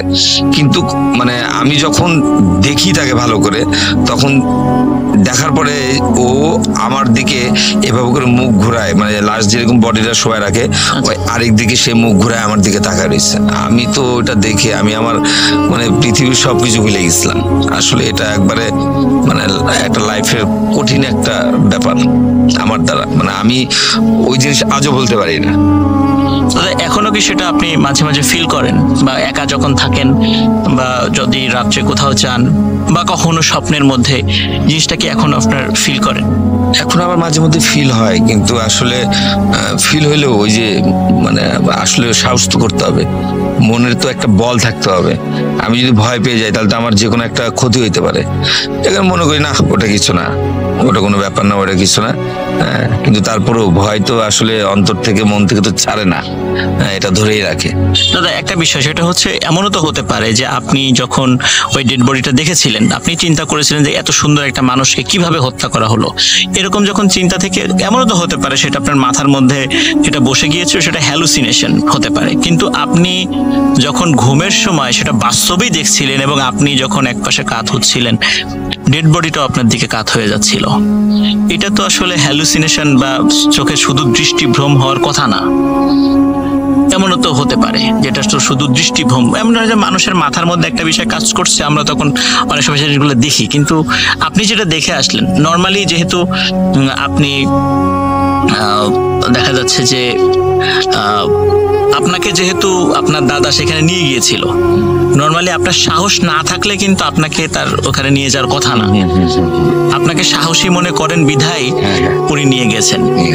আর যখন আপনি এত সাহসী হওয়ার পরেও আপনার সঙ্গে এই ঘটনাগুলো ঘটলো, বিশেষ করে এই ঘটনাটা যখন আপনার সাথে ঘটলো, তখন মানে আমার কাছে যেটা মনে হয়েছে সেটা হচ্ছে যে এটা ডেফিনেটলি অবশ্যই ওই জায়গা থেকে কোনো একটা বিষয় আপনার সামনে চলে আসছে,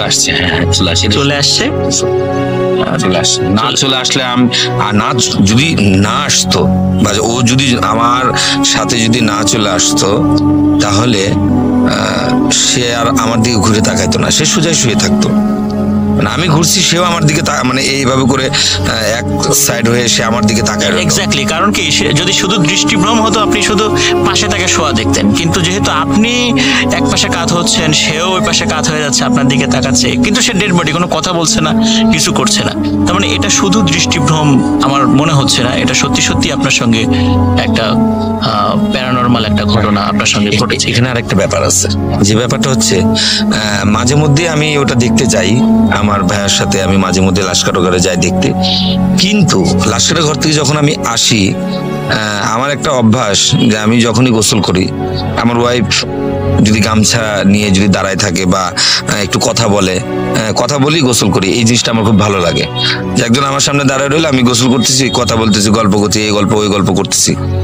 কিন্তু আমি এটা একবার না, আমি এটা বহুবার ট্রাই করছি। আমি যখনই মাঝে মধ্যে যাই লাশ কাটা ঘরে, দাদা আমাকে যখনই নিয়ে যায়, আমি একটা জিনিস ফলো করি, আমি যখন ওইখান থেকে আসি যখন আমি গোসল টোসল করি, হ্যাঁ, বা ওই যে মানুষ একটা ভয় থাকে, একটু আগুনের ছ্যাক দেয় হাতে, একটু গায়ে থুতু দিয়ে দেয়, আমি কিন্তু এগুলো দেই না, ডাইরেক্ট ঘরে চলে আসি। এসে যখন গোসলটা দেই তখন আমার ওয়াইফ বলে যে তুমি লাশকাটা ঘর থেকে আসছো, দেখো এই দেখো, এই যে আমার মাথা ব্যথা করতেছে, এই যে আমার, এই যে দেখো আমার 2 হাত ব্যথা করতেছে, তোমার সাথে কেউ না কেউ আসে। আসলে অপমৃত্যুগুলো তো একটা অন্য রূপ ধারণ করে।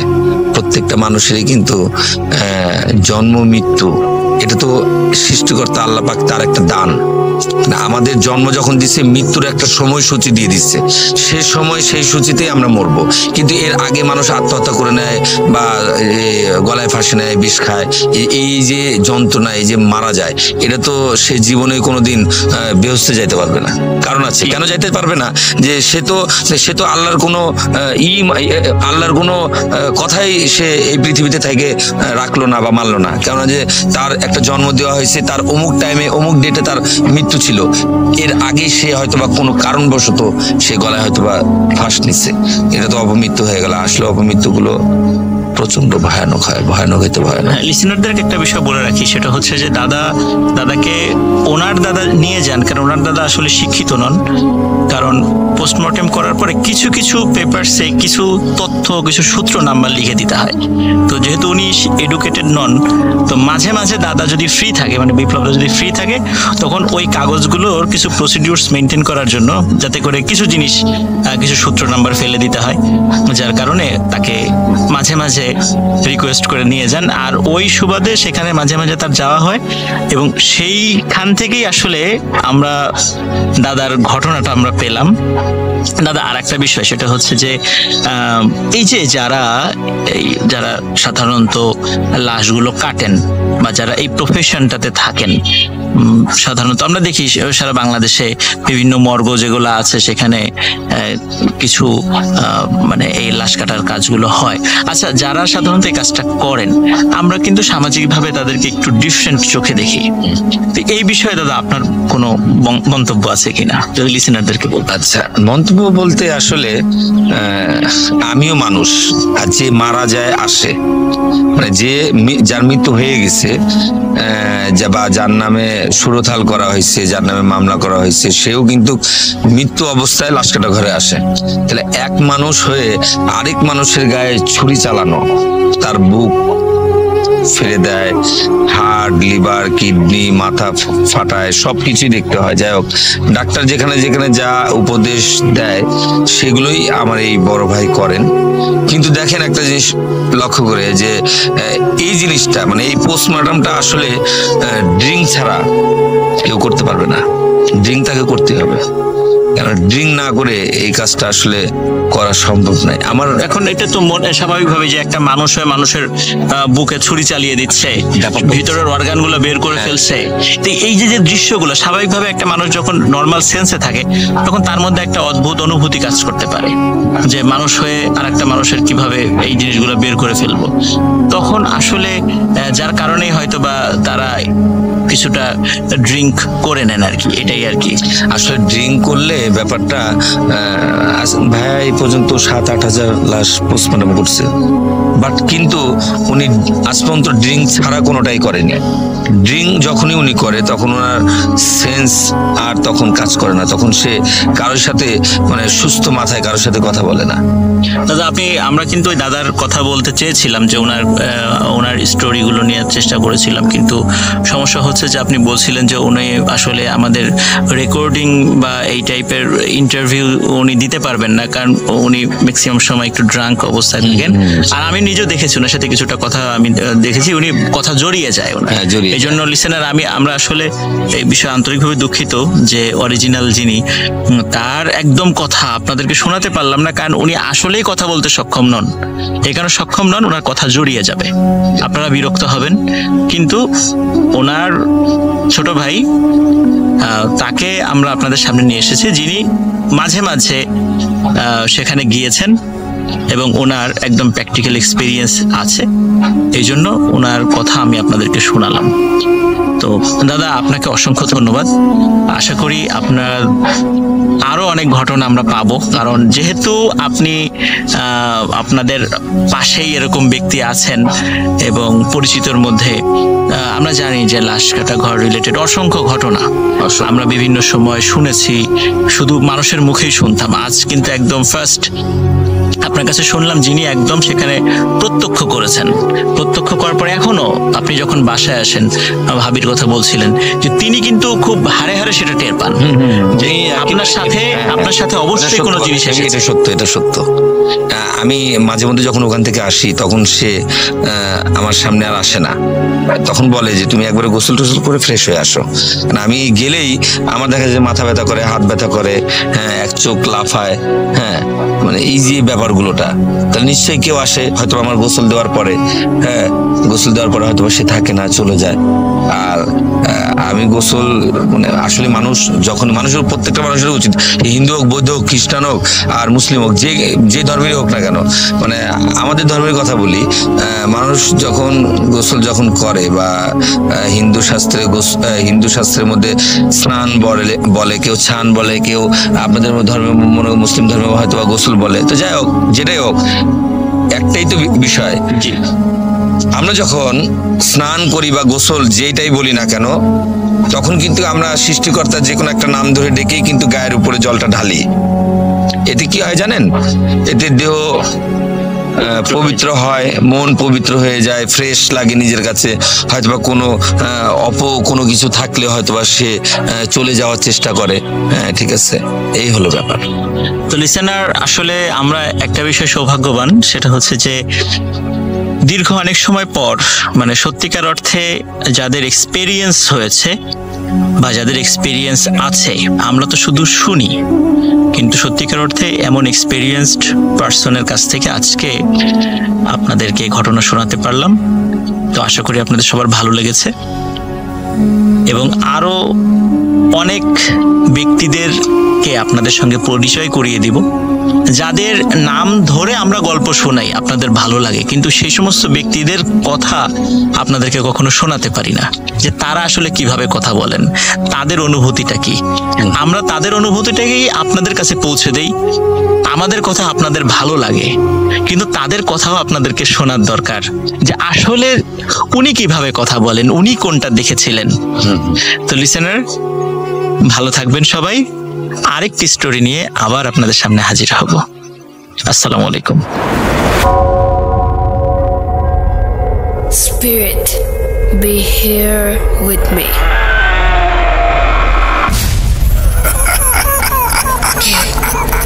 কে তুমি? Bhoot.com. The fear returns with Russell.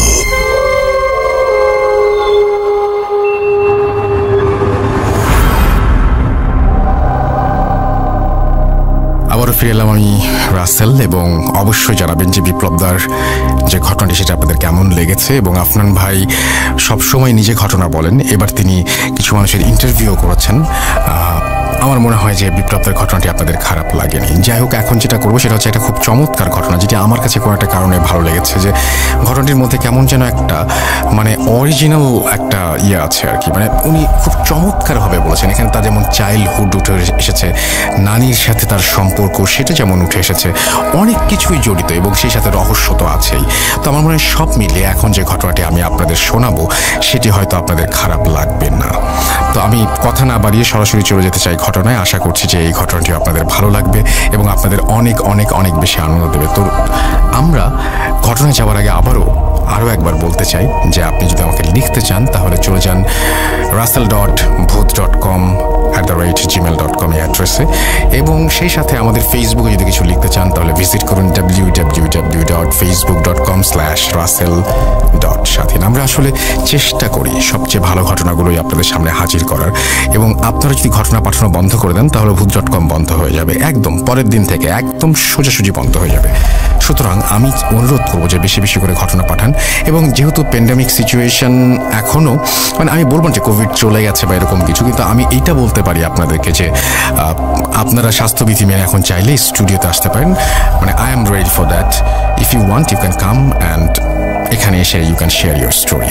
তো এটা আপনারা ভেবে দেখবেন। যদি আপনারা আসতে চান ডেফিনেটলি আপনারা সেটা মেনশন করবেন একদম মেইলের ফার্স্টেই, আপনার নাম, ঠিকানা এবং ফোন নাম্বার দেওয়ার পরে আপনি বলবেন যে আমি স্টুডিওতে এসে ঘটনাটি শেয়ার করতে চাই, বা একেবারে ফার্স্টে হেডলাইনেও দিতে পারেন যে আমি স্টুডিওতে এসে ঘটনাটি শেয়ার করতে চাই।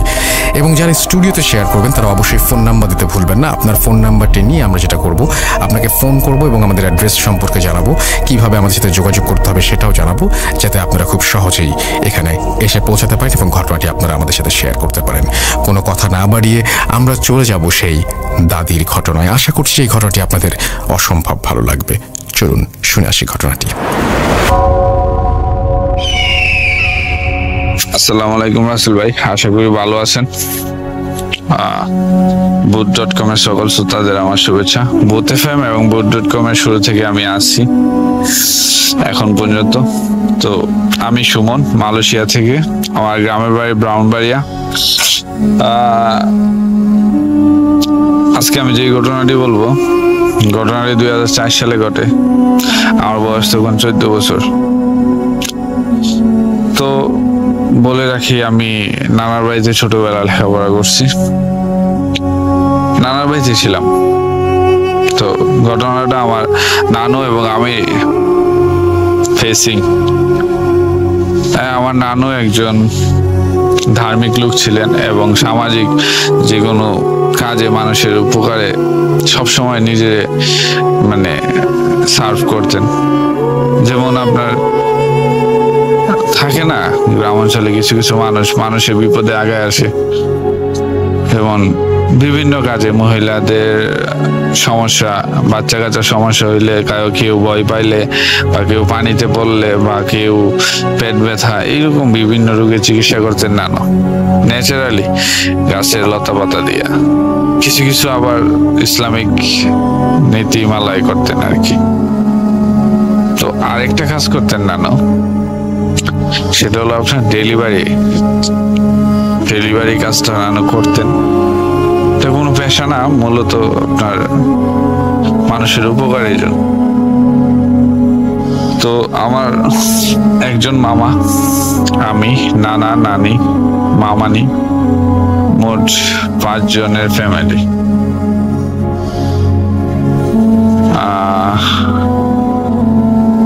তো ঘটনাতে আমি চলে যাই।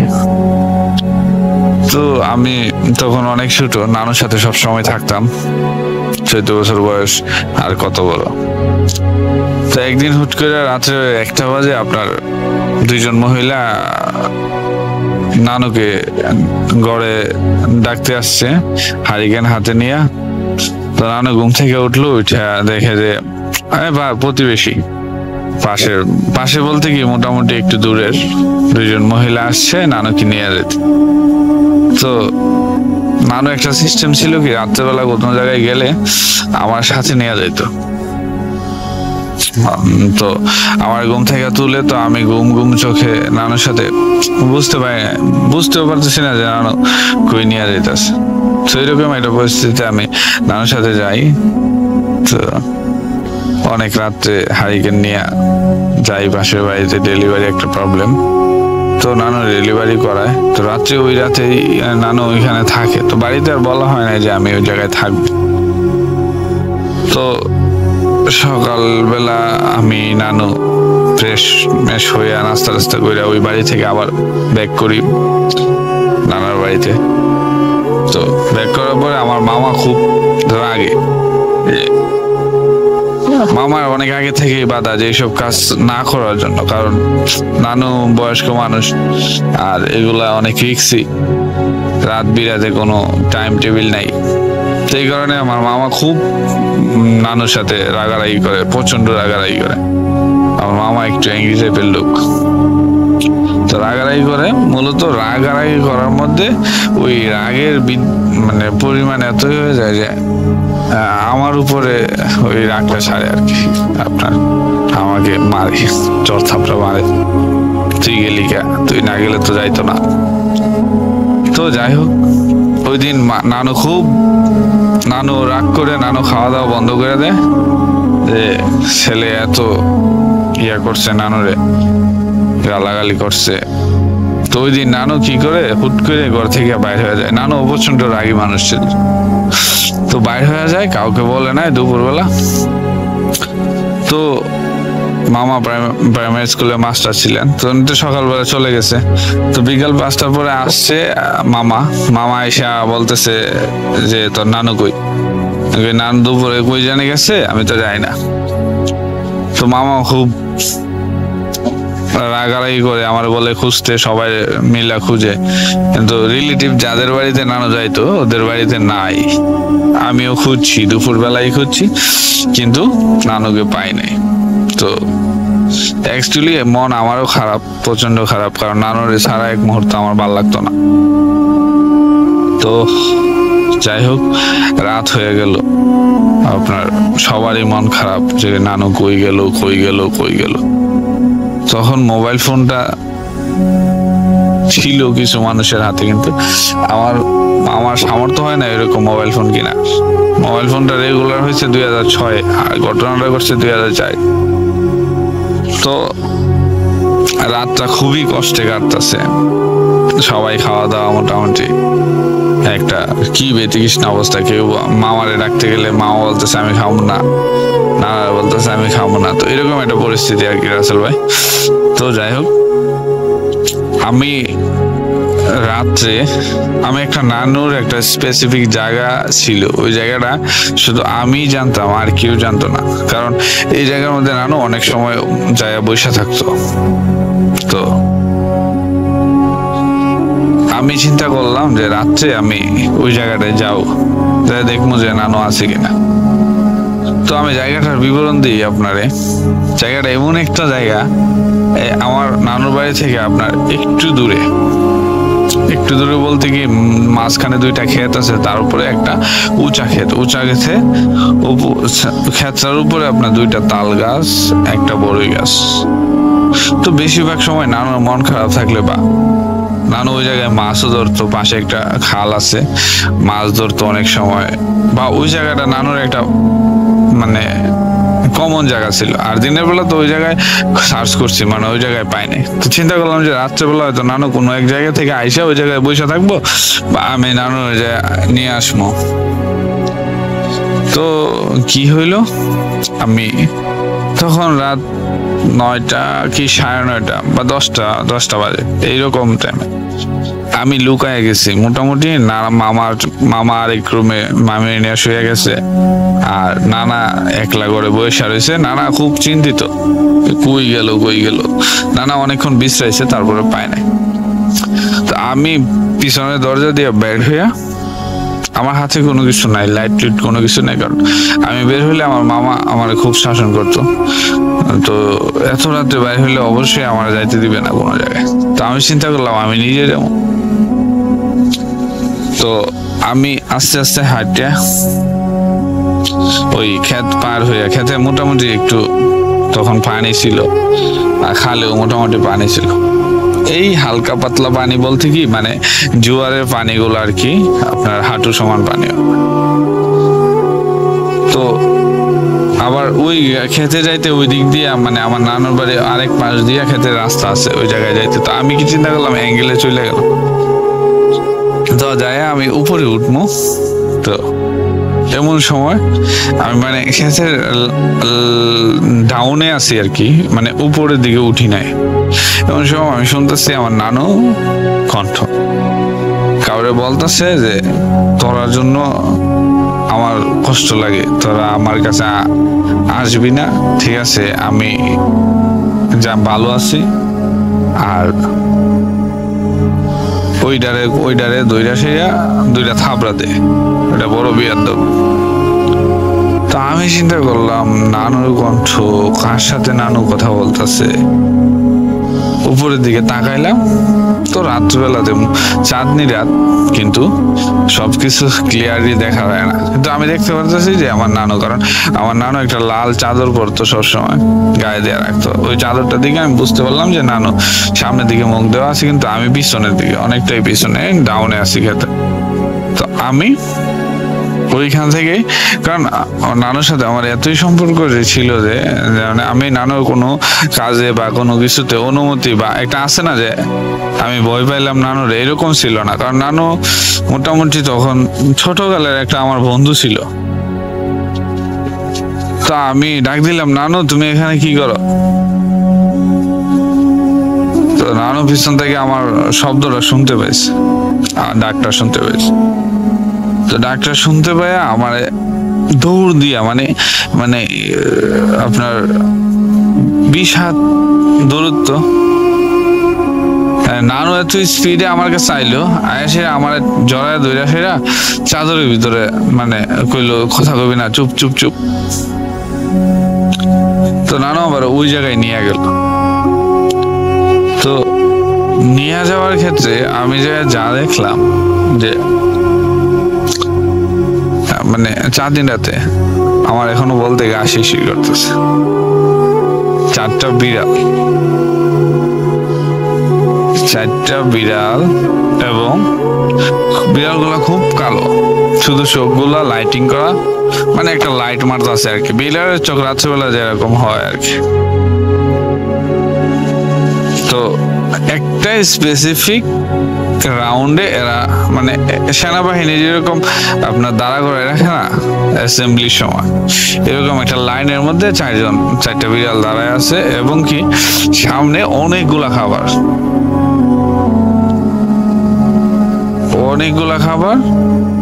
তো নানু আমার এমন ভাবে জড়ায় ধরা বসছে যে আমি মোটামুটি নানু কুলে বলতে গেলে একটা ঠ্যাঙের উপরে আমি বসে আছি। তো হালকা একটু শীত আছে, শীত ভাব, চাঁদনি রাত, রাত্রেবেলা। আমার নানু বলতেছে তুই কোনো কথা বলবি না, কানে কানে বলছে আর কি, আর ভয় পাইবি না। তো আমি দেখলাম মুহূর্তের মধ্যে 4টা বিড়াল নাই, মানে একটু চোখটা ঘুরাইতে দেখি বিড়াল গুলা আর নাই। মানে আমি একটু আবার তাকাইলাম যে এদিক দিয়ে যাইতেছে না, কোন দিক দিয়ে গেল এগুলা। ছোট বয়স, বিড়ালের প্রতি খুব ইন্টারেস্টিং। তো নানু কইলো খাবি? আমি কি কই যে দেখ খাবার কত খাবার। না আমি খাইছি, তুমি খাও, তুমি বাড়িতে চলো। আর বিড়ালি কই? আমি বিড়ালি ডাক দো, বিড়ালি আমি দেখাম। কালা বিড়াল আমি জীবনও দেখছি না, এমন কালা বিড়াল। তো নানু কইলো এই বিড়াল না, তুই এক কাজ কর, চল আমরা জায়গা।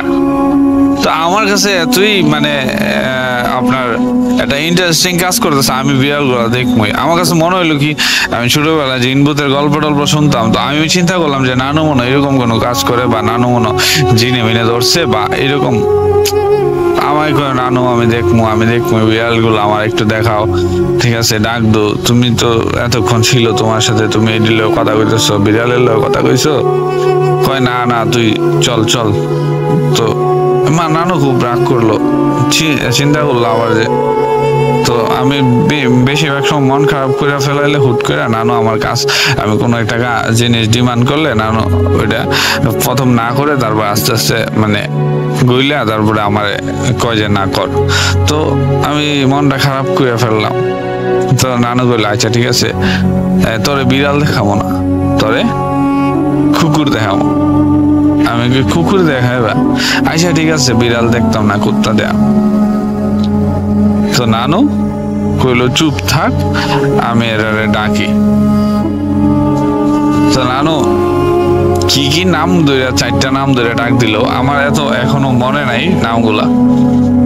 4টা নাম ধরে ডাক দিল, আমি দেখলাম যে হুট করে আমার চোখের দিকে নানু হাতটা বুলে আসে, সামনে ছাড়ে দিল, দেখলাম আমি কুকুর 4টা। ও আল্লাহ! তো আমি তখন একটু ভয় পেলাম, কারণ কুকুরগুলা চোখ একদম লাল। আরে আজব তো। তো আমি তো নানুরে কোনো কিছু বলতেছি না, আমি নানু চলো বাড়ি চলো, কারণ আমি কি কমো, আমি মানে যেগুলো দেখতেছি, একবার দেখলাম বিড়াল আইলো, বিড়াল চলে গেল, আবার কুকুর নানু ডাক দিয়ে রইলো। তো এরপরে আমি নানু খুব ফোর্স করা শুরু করলাম, চলো চলো নানু আমি যাবো। নানু বলতেছে আমি কিছু খাইয়া দেই, খাইয়া সেরে আমি যাবো তোর সাথে। তো পরে আমি নানু চলে আসি, চলে ঘরে আসি পরে আমার ভিতরে একটা কৌতূহল রয়ে গেল যে নানু এগুলা কিভাবে করলো, কোনো জাদু জানে না তো, আমার সন্দেহ হইলো মোটামুটি।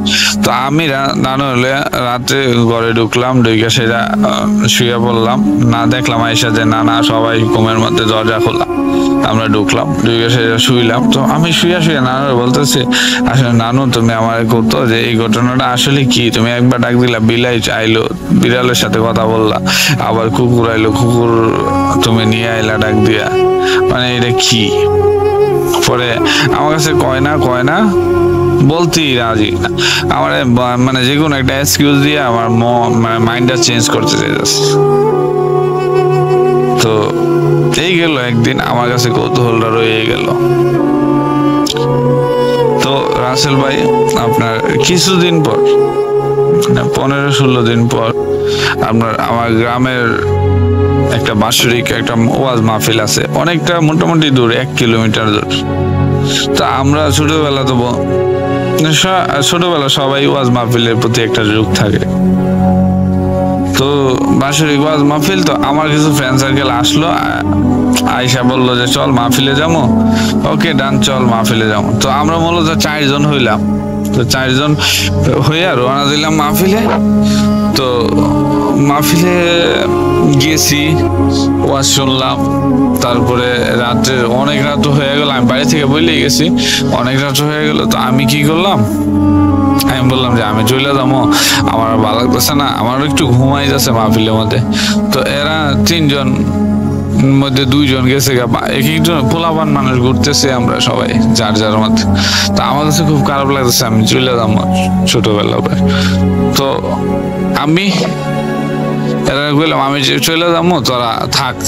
তো আমি মাহফিলের থেকে বের হয়ে যে রাস্তাটায় দাঁড়াইছি, ওই রাস্তা দিয়ে ওয়েট করতেছি যে আমাদের বাড়ির কাউরে পাওয়া যায় কিনা, যদি রোয়ানা দেয় এদিক দিয়ে, তাহলে আমি ওর পিছিয়ে ওর সাথে কথা বলতে বলতে চলে যাবো রাত্রে 12টা বাজে।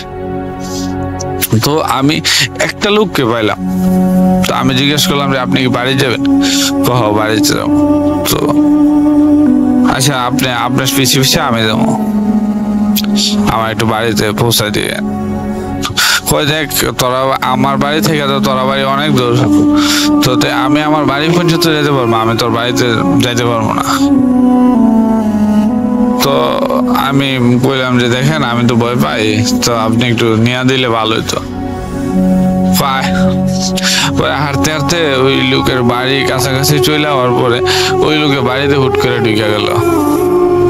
ঢুকে গেছে তুই জাগা, আমি আর যাবো না, আমার ভালো লাগতেছে না। তো ঘটনা হলো এই জায়গা থেকে ওনার বাড়ি থেকে আমার নানার বাড়ি পর্যন্ত যে রাস্তাটা, এই রাস্তাটা খুবই ভয়ঙ্কর একটা রাস্তা। আমি পড়ে গেলাম বিপদে, এখন কি করবো? তো আমি 1 পা আগাই আর 1 পা পিছনে যাই, ছোট মানুষ, আবার ওয়েট করি যদি কেউ আহে, এরকম করতে করতে 10-15 মিনিট আমার চলে গেল। তো আমি কিছু দোয়া টোয়া পড়ে আপনার হাঁটা শুরু করলাম, যে ভয় তো আসি মনের ভিতরে, যদি ভয় কোনো কিছু দেখি ভাগ দিয়া বইরা শুয়ে পড়াম, এরকম একটা চিন্তা, কি করবো আর। তো আমি একটু হাইটা সামনে একটা পুকুর পরে, পুকুরের সাইড দিয়ে আমি যাবো, তারপরে একটা আপনার বাস যাওয়ার পরে, তারপরে একটা তেঁতুল গাছ পরে, তারপরে হইলো আমার মামার বাড়ি।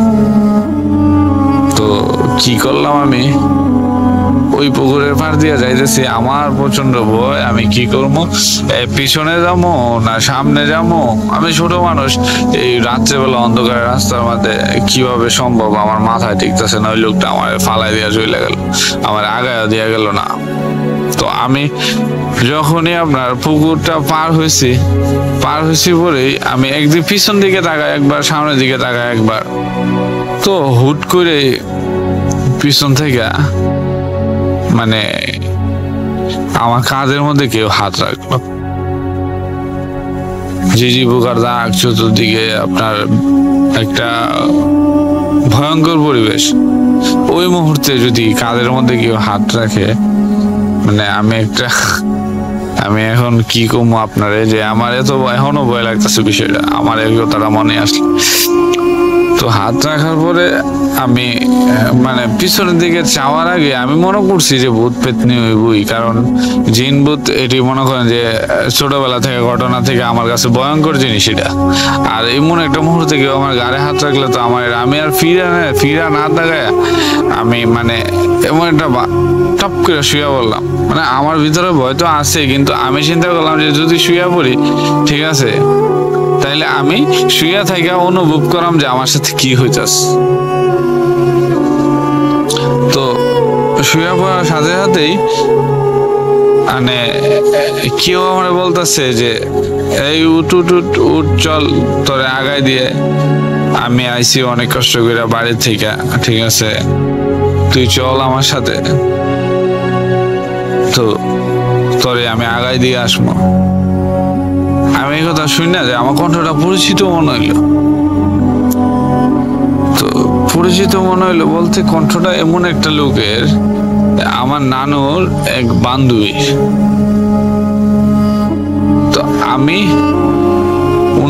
ওনার সাথে আমার একটা ভালো কন্ডিশন, নাতি বলে ডাকতো, পাশের বাড়িরই কাছাকাছি।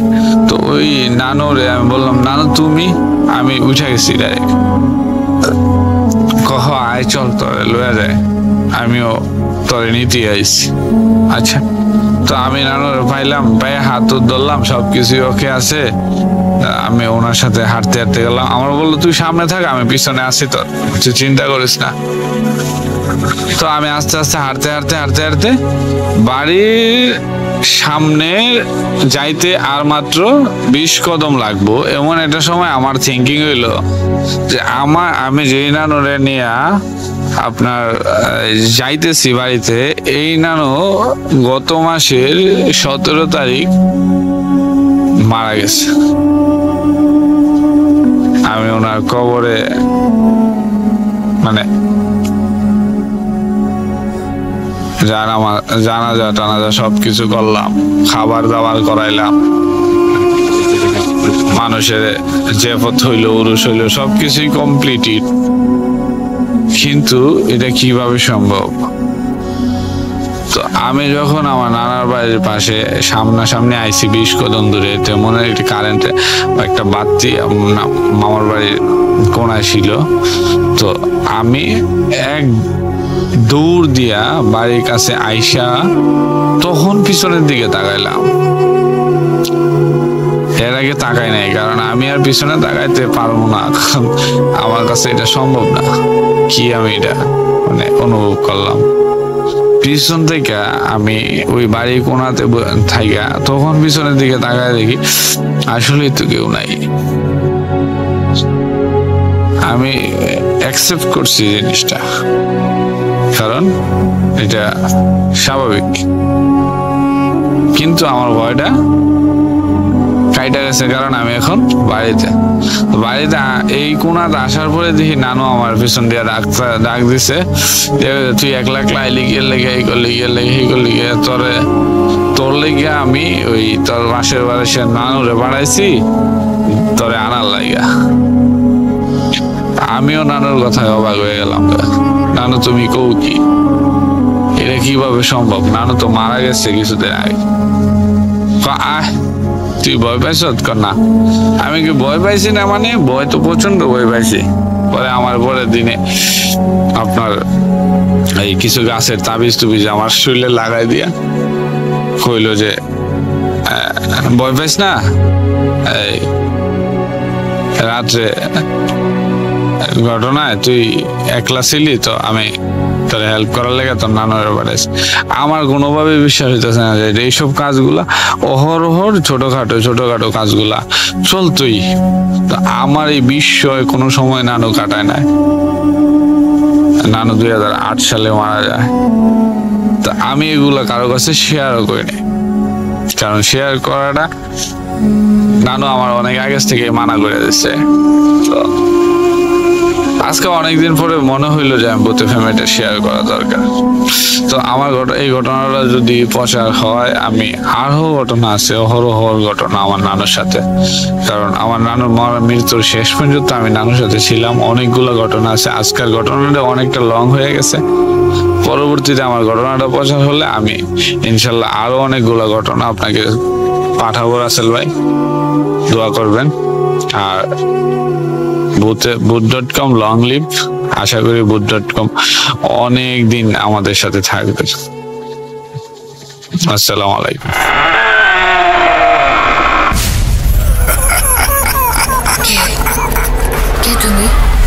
Voot.com. The fear returns with Russell.